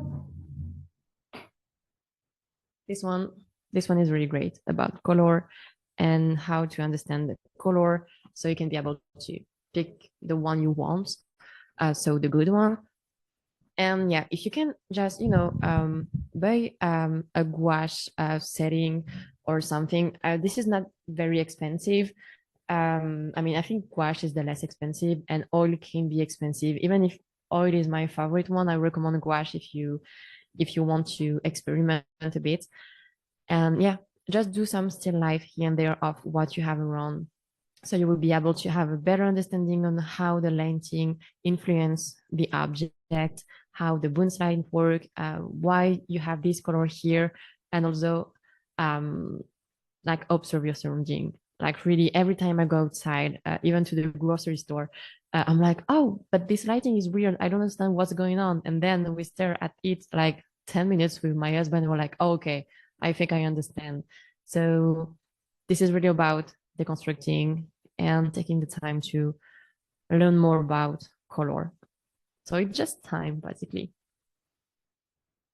And correcting and make it less painful. If you have enough layer, the correction can be pretty easy to do, since you can just, go on your layer, then control U, and then switch a bit the hue or the chroma or anything. So if you're organized enough, I think it's pretty okay to do a correction like this. I remember reading someone on Instagram saying you paint most of your stuff with a mouse, and I thought they were kidding, but now I can see it. Yes, I was always overwhelmed with PS Tool. Though, what is your opinion on painting process that is more akin to even oil, etc. painting? Is it used in the industry at all? Like you mean doing traditional work for the industry? I think some of the production do it, but in the end, you still need to go into digital. So better to learn digital. But the process you have in traditional can be implemented into your digital process. So I guess that's fine. I mean, I don't work the same way when I work traditionally, because this is basically the opposite when you work on an old painting than on a painting like this one. But yeah. Yeah, I think it just, I would not say it's less used. Like, this is a process. So I'm trying to think, but again, you need to know digital to be in the industry. Unfortunately, that's for sure, because they ask for it all the time, even if you have like some incredible skills in traditional, or you can start in traditional, then scan your painting, and then finish in digital. This is a thing that you can do. But yeah, other than that, I would say that, the best process is the process that suits you the most, as long as you're able to adapt it a little at the end to fit the need of the production, basically. But that's it. If you have environment that have really strong lighting scenario, light alternating down the street, etc., do you have this value already in the blocking stage or during the rendering? If this is something that will create a strong silhouette or anything like this, I like to have them in my blocking because it will influence the overall composition. So I need to understand the shape of it at the very beginning. When you're working with studies like this, do you usually have in mind to convey some emotion? Depending on the study, but since these are mainly references I took by myself, I remember where I was going. So yeah, I just basically work with the emotion I got when I took the picture. So this is not obvious for the viewer. Like, I was just going to see some friends that are not in the same country as I am. And I met them when I was in Japan. So it was a kind of a crazy road for me. So I was just really happy to be finally able to be with them again. And yeah, I just painted this thing while being happy, basically, and that's it. But in this one, there is no big storytelling or anything. So I'm not aiming to convey anything specific. Like, this is just a sweet memory for me, but that's it. But when I'm working for work, I mean, at Sony or anything, of course, I try to convey something specific in my painting.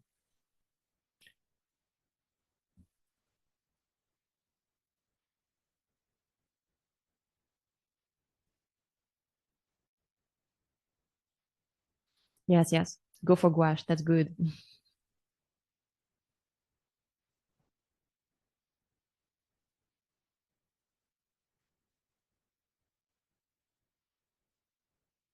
Yeah, here I'm painting and erasing in a mask so I can create shapes, basically.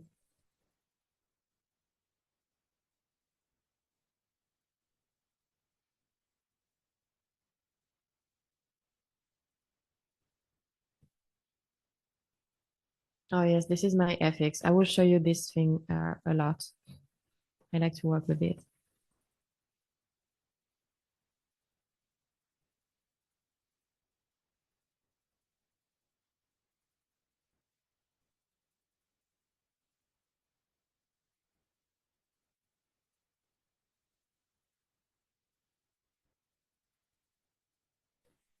Yeah, this is another thing, but this is, I mean, it's working with perspective, but while working on texture, I'm like, okay, the more you go in the background, the more your texture is gonna be kind of compacted and contracted.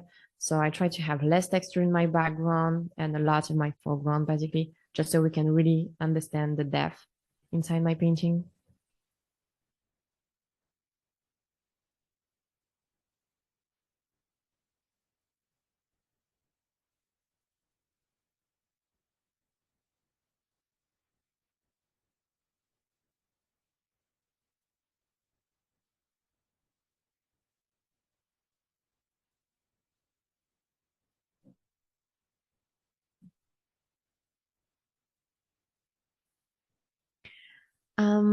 How do I set temperature and how do you switch from it to accentuate contrast?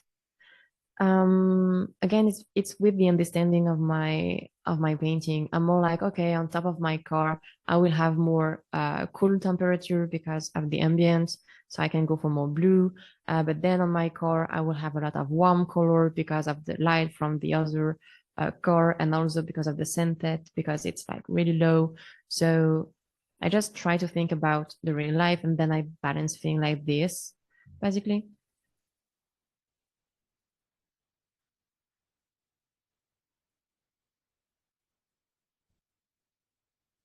And this is the same in my concrete. Like, since my concrete will um, take the light from my ambient, but my ambient is kind of like warm at some point and cool at some point. I try to have something more warm the more you go into the sunset, and something more cool if we are away from it.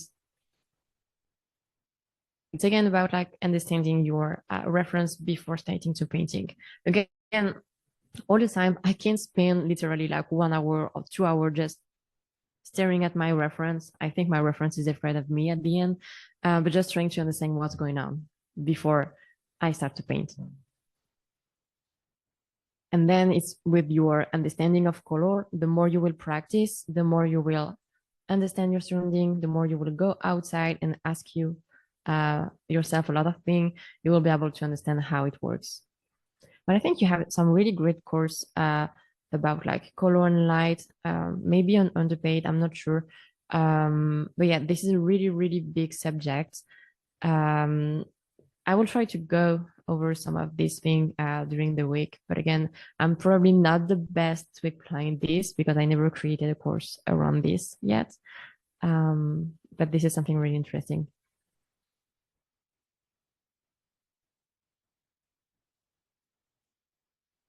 Yes, of course.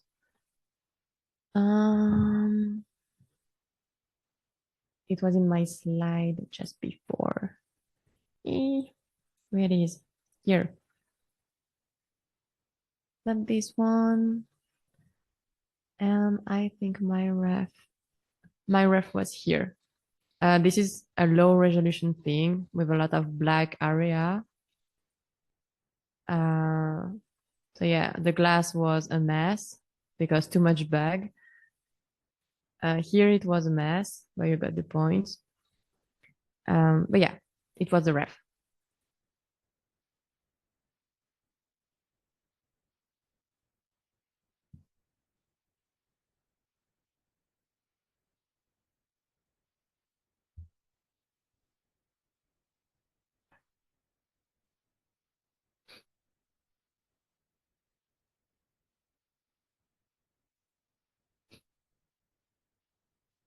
Exactly.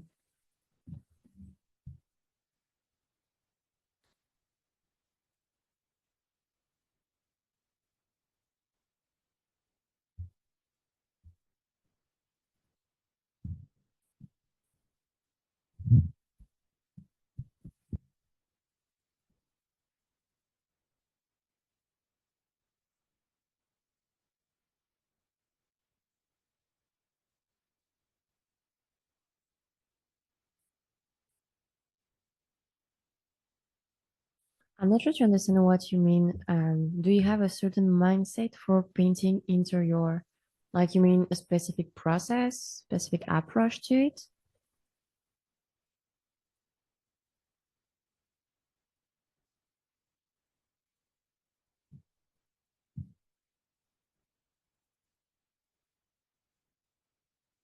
Because to me, this is pretty much the same thing. Like interior, exterior, like this is only like, yeah, like approach. This is the same thing to me. It's like, it's color, value, shape, lighting. You put everything in a box, then you throw it and ta-da, you have something. No, but kidding. But this is the thing, like the fundamentals are the same. So yes, I'm doing something magic with my box and then, but yeah, the idea behind is as long as you understand all the fundamentals you just talked before, like doing a character, an interior, an exterior is pretty much the same thing in the end.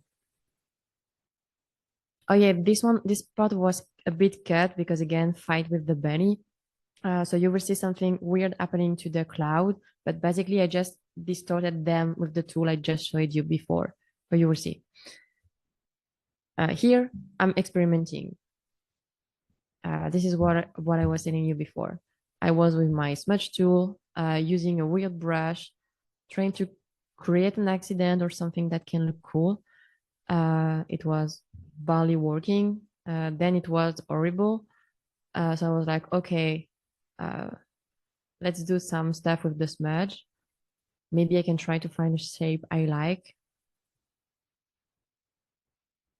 Again, really experimenting. My 1 hour study are only to experiment. Okay, you say something with the smudge, where it is, here. Here. Okay, can you explain the setting of that smudge brush you get? More chunky like that, not blurry. Oh, okay. You know what? Where are my cloud? Here, here. Okay. Just like depending on the brush you're gonna use, basically. I don't have the brush anymore, anyway, but it's like I set it at like the maximum, and then I just have fun with it. I just try to use a texture brush and then see what I can come up with, if that was the question. And most part of the time lately, I use it with a brush from Patrick O'Keefe. It's like this brush, and I really like to play with it. And again, it's because maybe the difference is because I use it with the mouse. Maybe we have something more. Notice it's the same thing with the status. No, they're not set to a certain tool. Yes, exactly. I can use it with any tool.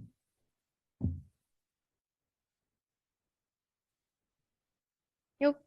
Sorry, let's go back. Okay.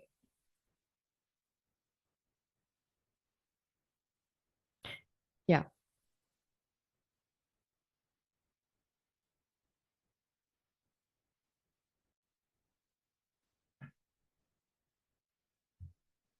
I also don't like to use the opacity, also the reason why I work with the mouse. So most part of my brush don't have any opacity or transfer or anything set up. So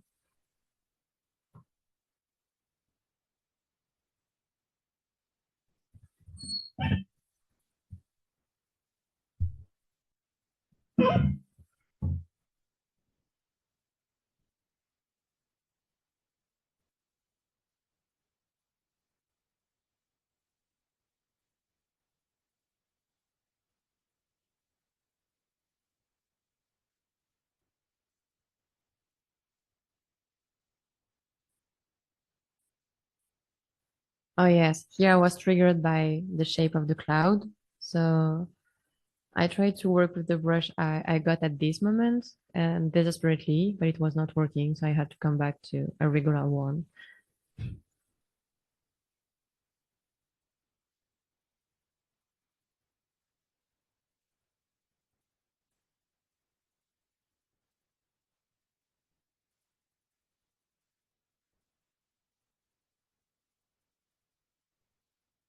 And yeah, all the time you see the tablet setting pop up on the left side is because there is my teacup on it. I'm a mess. I'm sorry.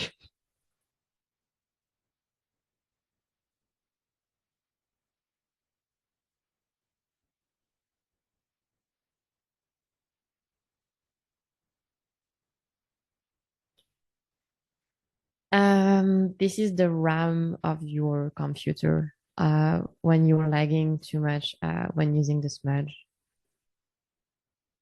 I have a lot of RAM on my computer because I had to work on poster and it was lagging too much. So I had to upgrade my computer basically to fix that. So maybe some of you can have like more tips for smudge lagging on Photoshop. I'm not the best about computer stuff, but yeah. Yeah, more RAM. This is what I was, yeah.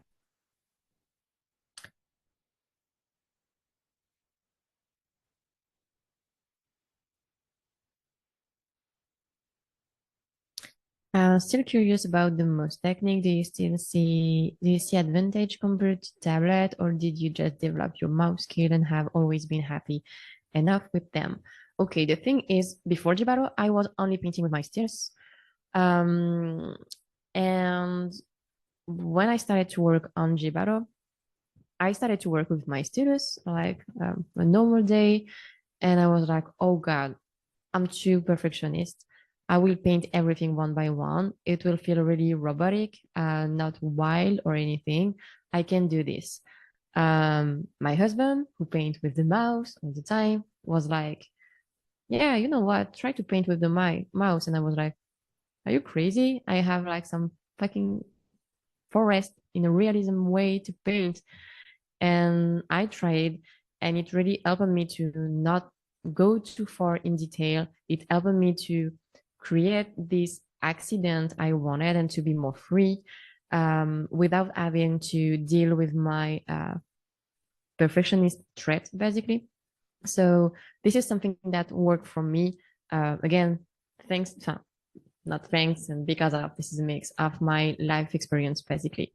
So it works for me. It doesn't work for everyone, I know. But yeah, now I'm just used to it and I like it. And again, I switch to my status from time to time. So both are good. Those Okifi said that brushes, that cloud one is so fun. The one with the two line. I'm not sure he sell the brush separately, but it was on the Learn Squared course, and I was able to have his brushes. Yeah, Glenn Thomas said it. Yep.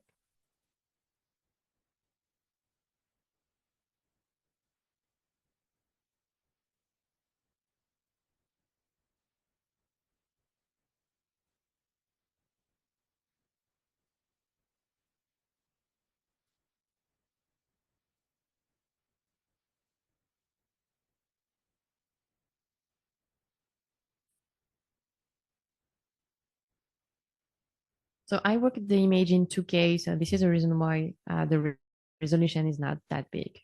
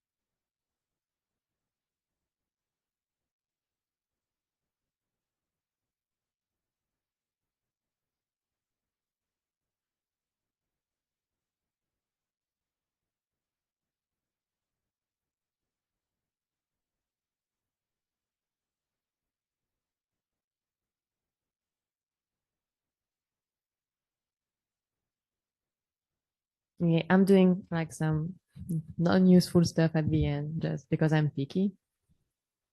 So yeah, you don't have to go that far while doing water study.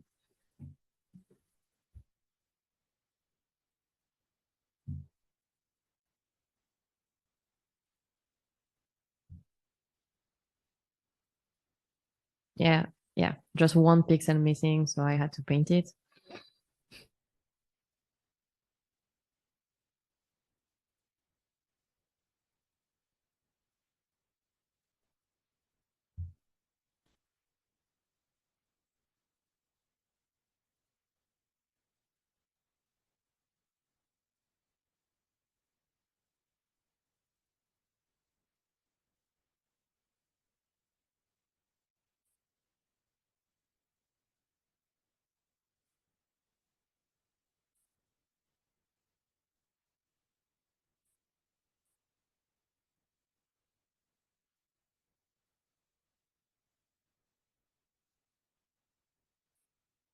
Oh yes, I wanted my purple in my sky.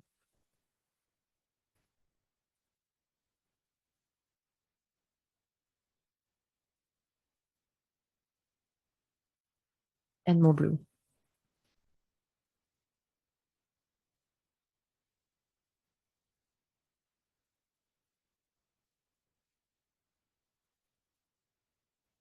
So Bob is one of my bunny.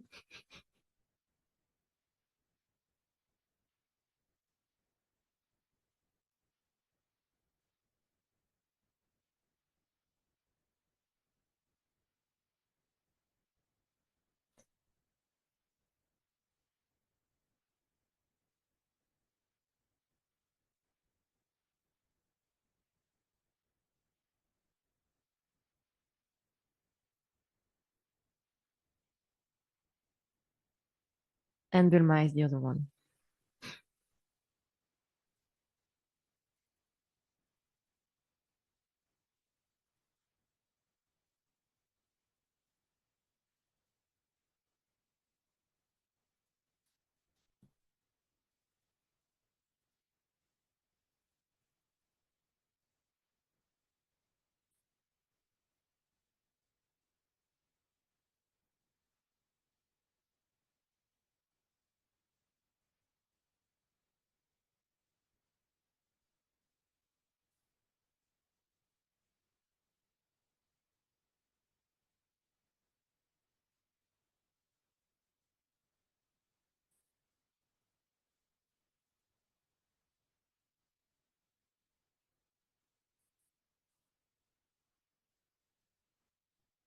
Oh, this one is the post-production effect I like to play with. I think I will show you these two on Photoshop. It will be better. I mean, not this one, but the eye pass and the chromatic aberration.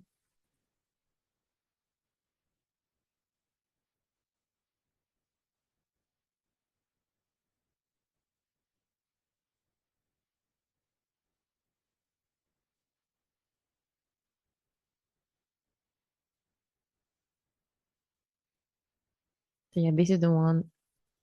Chromatic aberration. You can see like the yellow and blue on the side. And this one is the eye pass. But I will show you directly on Photoshop and the noise, of course. It will be easier here. So basically, let me go back to this and this. So this is really something I do at the very end of my painting because you need to have the full image to do it. So, here you have your full image. If you double click on it, you will have the layer style on it. And if you unlock the red, green, or blue, anything you want, and then select OK, then you can kind of move your painting and create chromatic aberration. So you choose the amount you want. Sorry. But yeah, let's say something like this. And since it will kind of create a distortion and can feel a bit blurry, I like to add the eye pass on top. So you can go on to filter, other, then you have the eye pass. It will create this weird plastic filter thing, but you can put it in overlay and it will kind of sharpen all the edge. But since I'm using the noise on top of it, this is a good complementary. Add noise. Yeah, you can go for free. But yeah, it's more like ta-da. So basically, you go from this to this. So this is more about personal taste, but this is what I like to do at the end of my painting. But yeah, it makes it look a bit more realistic, just thanks to the chromatic aberration. And yeah, the nose that gives a bit more like color into your pixel. And the eye pads that help to kind of crisp your image and avoid some milky area, I would say. Yeah.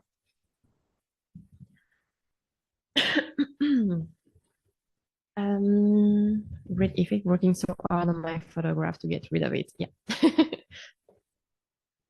So let me go back to this. Oh, yes. Just before I go into more, what dimension Canva do you typically work on? I will answer your question in few minutes. So yeah, just before, one final book recommendation. I think you can find it in PDF on internet because the book itself is pretty expensive because it's an old one, if I'm right. This is a traditional book, but really useful about how to interpret, how to understand the color and everything. This is a really, really great book. So if you can download it, do it. I love it. Yeah, so just some more tips about painting and doing this 1 hour study. So this one, simplify by squinting. I know this is obvious as well, but your most fundamental technical problem in getting it right is to simplify what you see. So the most direct way to do that is by barely closing your eyes when you look at your subject. So you squint down until most details disappear and what you are looking at can be grasped as a few simple shapes. So this is the idea. You can also look at your reference from far or use low resolution to work on. Yeah, this slide is a slide that I like a lot. We don't make mistakes, we just have happy accidents. And I feel this guy, like, just experiment, and maybe you will create happy accident and you will be able to play with it. So I think this is my mindset all the time. Anyway, you can keep it as a tip. Okay. So since I want my painting to represent what I read from the streets, plus since I don't have a big level of self-trust, as I told you already, I like to have a plan to follow. So it helped me to gain in confidence because I know a bit better where I'm going. So I modify my reference before even starting to paint. So again, you know yourself and then you can work accordingly. So this was the photo I took when I was in Japan. But my photo is a mess. Like, I mean, the composition can be improved, the color as well, because this is not what I felt when I saw this city. So I did all the modification to go into this, which is way more what we have in my painting now. So yeah, I just encourage you to test this method. I don't know if it's something that will work for you, but this is something I really like to do, and that with me. So, oh, and maybe I can, you know what? I will also show you something quick. Okay, I will be quick, no worries. Just a few more tips and your homework and will be done.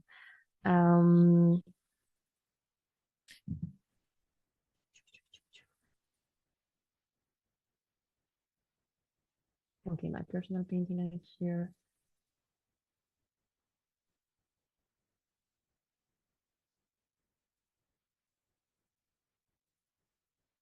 Okay, this one is the one. This is the one with the bunny anyway. And this is not something I'm supposed to show you, but anyway, that's this one. Okay. I just want to talk very quickly about how your experience at work will influence your painting as well. And this is something that I really like. It's like every time I end a project, I'm like, okay, what did I learn on this project? What are the things I can keep so I can put it in my personal painting just because I like it doing it. So this is just a detail, but look the way I work the sky. This is mainly the smudge tool with a lot of color and everything, but it looks like kind of crazy fire. And this is something I had to do on a painting I did on this one. They asked me to do a crazy sky like this. And I was like, oh, I like this way to do the sky. So I did it in my painting as well, but in a more smoother way because it was too much when I started to do it like my concept before. So yeah.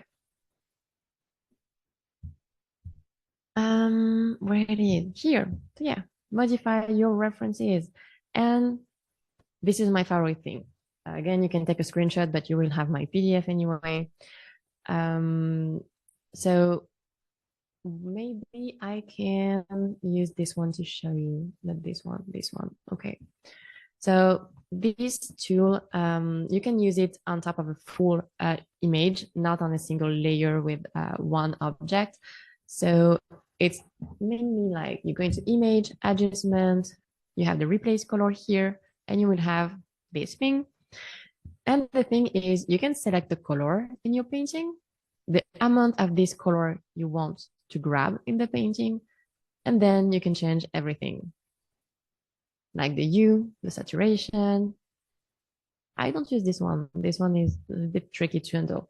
But this is basically how I like to modify my reference. So I can pick every color, every value, and modify everything. So of course, you can still use the curve, the level, the gradient map, or anything. But this one is one of my favorite ones to really test things and see what we can do. And create happy accident, basically. What else do I have for you? Let me check. Yeah, okay.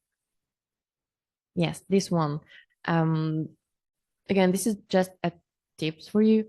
Like, you can choose to go in detail from foreground to background, high detail in foreground, less detail in background. You can also choose to go in detail around your focus point and the path that lead to it, and go more and more abstract the more you go away from it. Just so you can see, like, my bushes are detailed like this in the foreground, but they are like this in the background, but this is the same object. So these are just tips on where you can spend some time and where you don't have to lose your time, because you can keep the thing abstract and it will still work. And to answer one of your questions, almost, about references, better take your own picture, but if not, you have a lot of stuff: Google Map, Google Map Crunch, Pinterest, more or less, because there is a lot of photo already modified with a lot of filters, so just be careful of that. Again, the best way to me is really going outside and take my references, to be able to do my own modification on top. I have a question about the process of this. The thing I was not supposed to show you. Yeah, did they provide a flat render of the 3D, and you had to paint over it? Okay. Oh, the process of Yellowbird. Oh, okay. Yes, they provided me. Yeah, I showed you this on the first day, I think. I've got something like, let me go back to it. Yellowbird, you're here.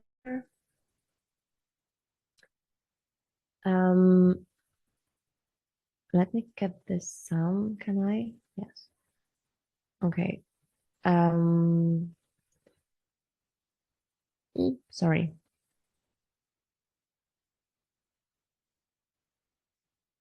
I got some blocking like this, basically, for all the shot I had to do. And then you do with it. And they also give me references of the city and the street.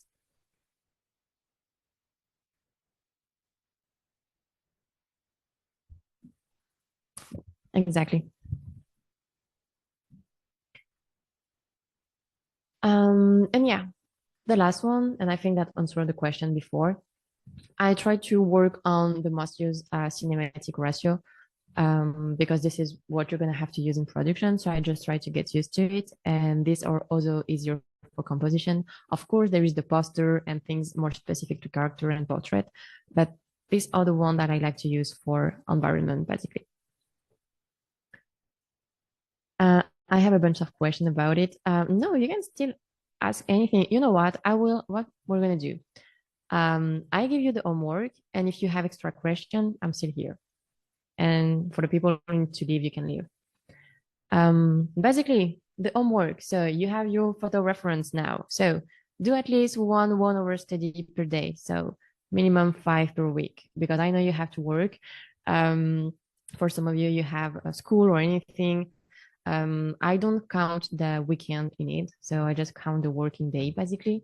So yeah, if you can do at least 1 hour study per day, is great. If you have time to do more, please go for more. I'll be happy to give you feedback on it. Organize your brush set. You don't have to go into texture yet. If you want to go into texture because you have extra time, go for it. But this is not the idea behind this. Organize your layer, and you can work in 2K to avoid going into too much detail. I will send you all the PDF, all the key thing we talked about, all the roadmap you can follow. And if you have any question, again, I'm still here. As you can see, I'm always around in the Discord, so feel free. I will send my brush just in case you want to test it. You don't have any precise art direction to follow here. Just follow what you want to do, what you prefer to do. Here, the idea is that I want your image to be the more legible as possible. I want you to make choices. I want your focus point to be the thing I'm gonna look for really quick, basically. So yeah, someone called Tessa. And for submission, do we provide PSD or final image? Both could be great. PSD and final image. PNG or JPEG are fine. And yeah, I don't know, but someone needs you, Tessa. And yeah, Jacob, you tell me you got some other question. Do we pick any? Yes, use the photo you picked. This is the ID. Work with this photo. It's okay if we end up unable to finish the whole ref in an hour. Yes, it is. The thing is, your first study will be a mess. I mean, it was for me. You're gonna be like, you will end up with one detailed windows in 1 hour instead of a full painting. But this is the idea. This is the constraint. I want you to have a finished painting, something legible in 1 hour. So you have to make choices. What do you detail? What you don't detail? Where's your focus? How to lead me to your focus point really quick? And how can you make everything understandable in a small amount of time? This is the idea. Yes, I still have time to look at your photo. Of course. And just Jacob on top before I forget, I have a bunch of questions about it, probably too much for right now, mainly because I recently learned UV mapping easier than I thought, and I want to do more things using painting to Blender, and I'm curious about how Studio do it. Since I'm not really involved into the 3D process, I might not have all the answers, so you can still ask any precise question you may have. But again, not sure I will have the answer. I'm just the one who throw the painting and I'm like, hey, wizard, do your magic and put it in the 3D, so. Yeah, it's fine. I know this is like a painting class. It's not for that, but I didn't realize that they did it that way in that film. So that's why I was curious. But yeah, I know it's like extra from like the work that we're doing in here. But that's that's cool. fine. Again, if you have any question, I'm here. I'm just not sure I have the answer, basically. Oh, okay. I'll probably try it with some of mine and I'll try to post them if I can get the paintings done first. Yeah.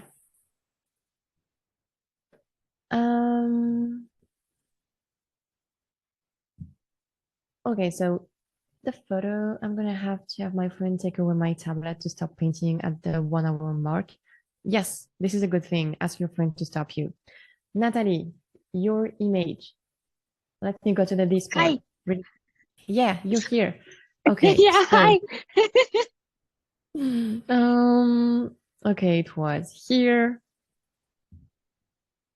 And you, yes, where are they, Natalie? Here, you're here. Okay. Yeah. Hopefully the share link works and everything. Yeah. Oh, yes, you have a lot. That's cool.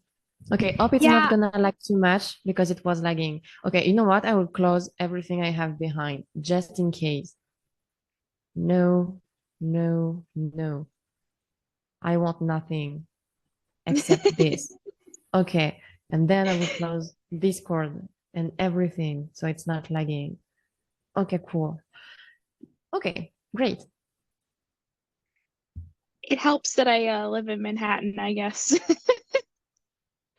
Yeah. Cool.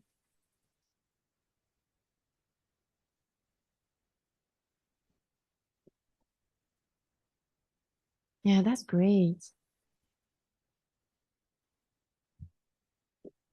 Oh, this one is cool. You have a great contrast. Yeah. I like it. Oh, this one. This one is cool and weird at the same time. Yeah, the skeletons, yeah. It's fun. Is it possible to crop a photo to paint only a specific part? Of course. Yes, go for it.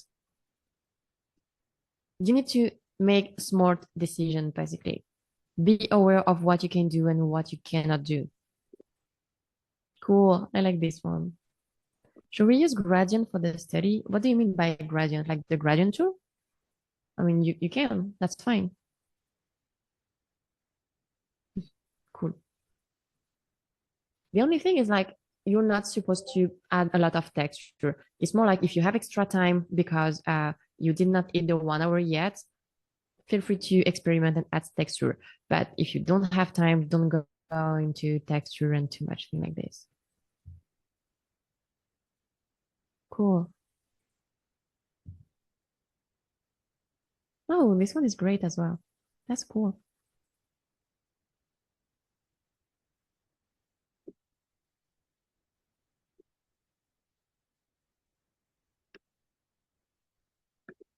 Yeah, New York is really cool for a cityscape painter. Yeah. Yeah, I agree. Yeah. And food is good as well. Is it me or it looks like a Muppet Show thing? Yeah. Like with two It's eyes? a crepe. I can't pronounce anything. Forgive me. Right. This is so cute. I want to paint this guy and make it like be a dinosaur or something. Oh my gosh, Anyway, yeah. this is so cute. This is cool. Oh yeah, that was during the Chinese New Year festival they have in Chinatown. It's really pretty. Yeah. Ah, cool. Challenging pieces, a lot of vegetation. That's great.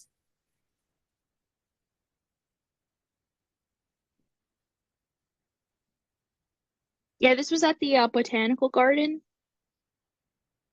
That's cool. So I got to go there for my birthday. This is great. Oh, cool.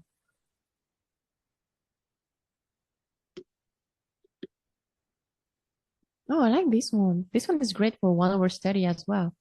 You have a bunch Yeah. of different material, but that's great. Yay. Yeah, this one is definitely cool.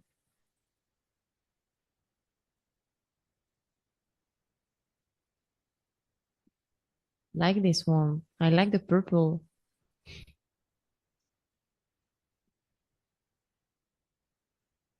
Cool one as well. Yeah, you need to find a good way to handle the vegetation on the wall. This is Mhm. great. But yeah, you really all took really great photo because there is different challenge in each photo, so this is great. This one is cool as well if you want to zoom in to do a 1 hour study.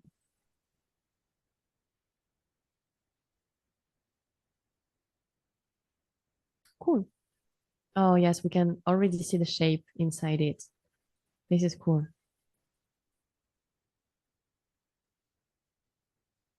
That is not New York, that is in Virginia. And that's beautiful. Really beautiful. Oh, cool. With the rainbow behind. Sam, you can crop it or even not crop it, and it still can work for a 1 hour study. There is not too much thing to handle. Oh, cool. Nice one as well.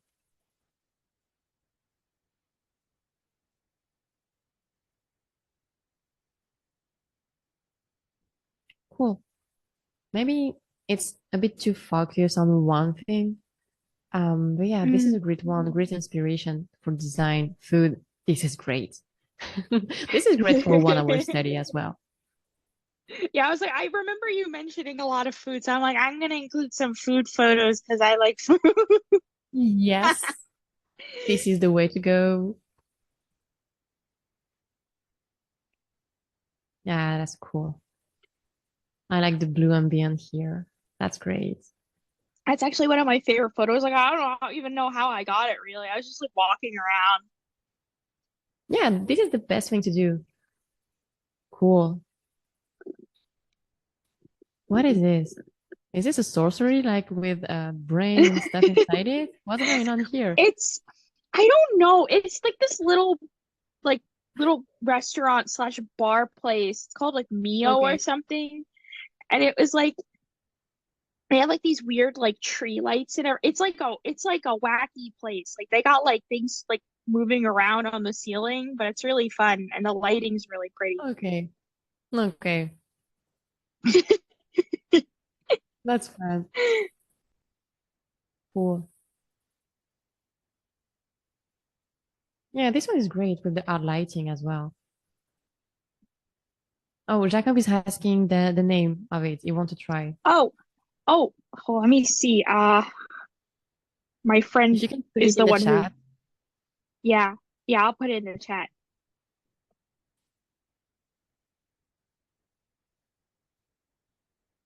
Cool. Oh, you're good as me to take a picture. There is always my finger somewhere. Yeah, Where do you?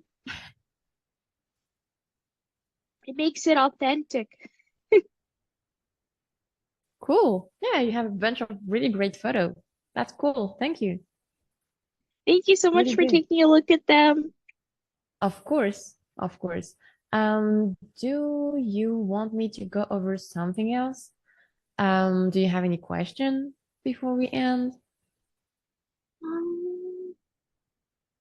I mean, you or anyone. I don't know if Branchette is still here and if she want me to see her photo. Aside from having simple element, how do you judge if something is good for a 1 hour study?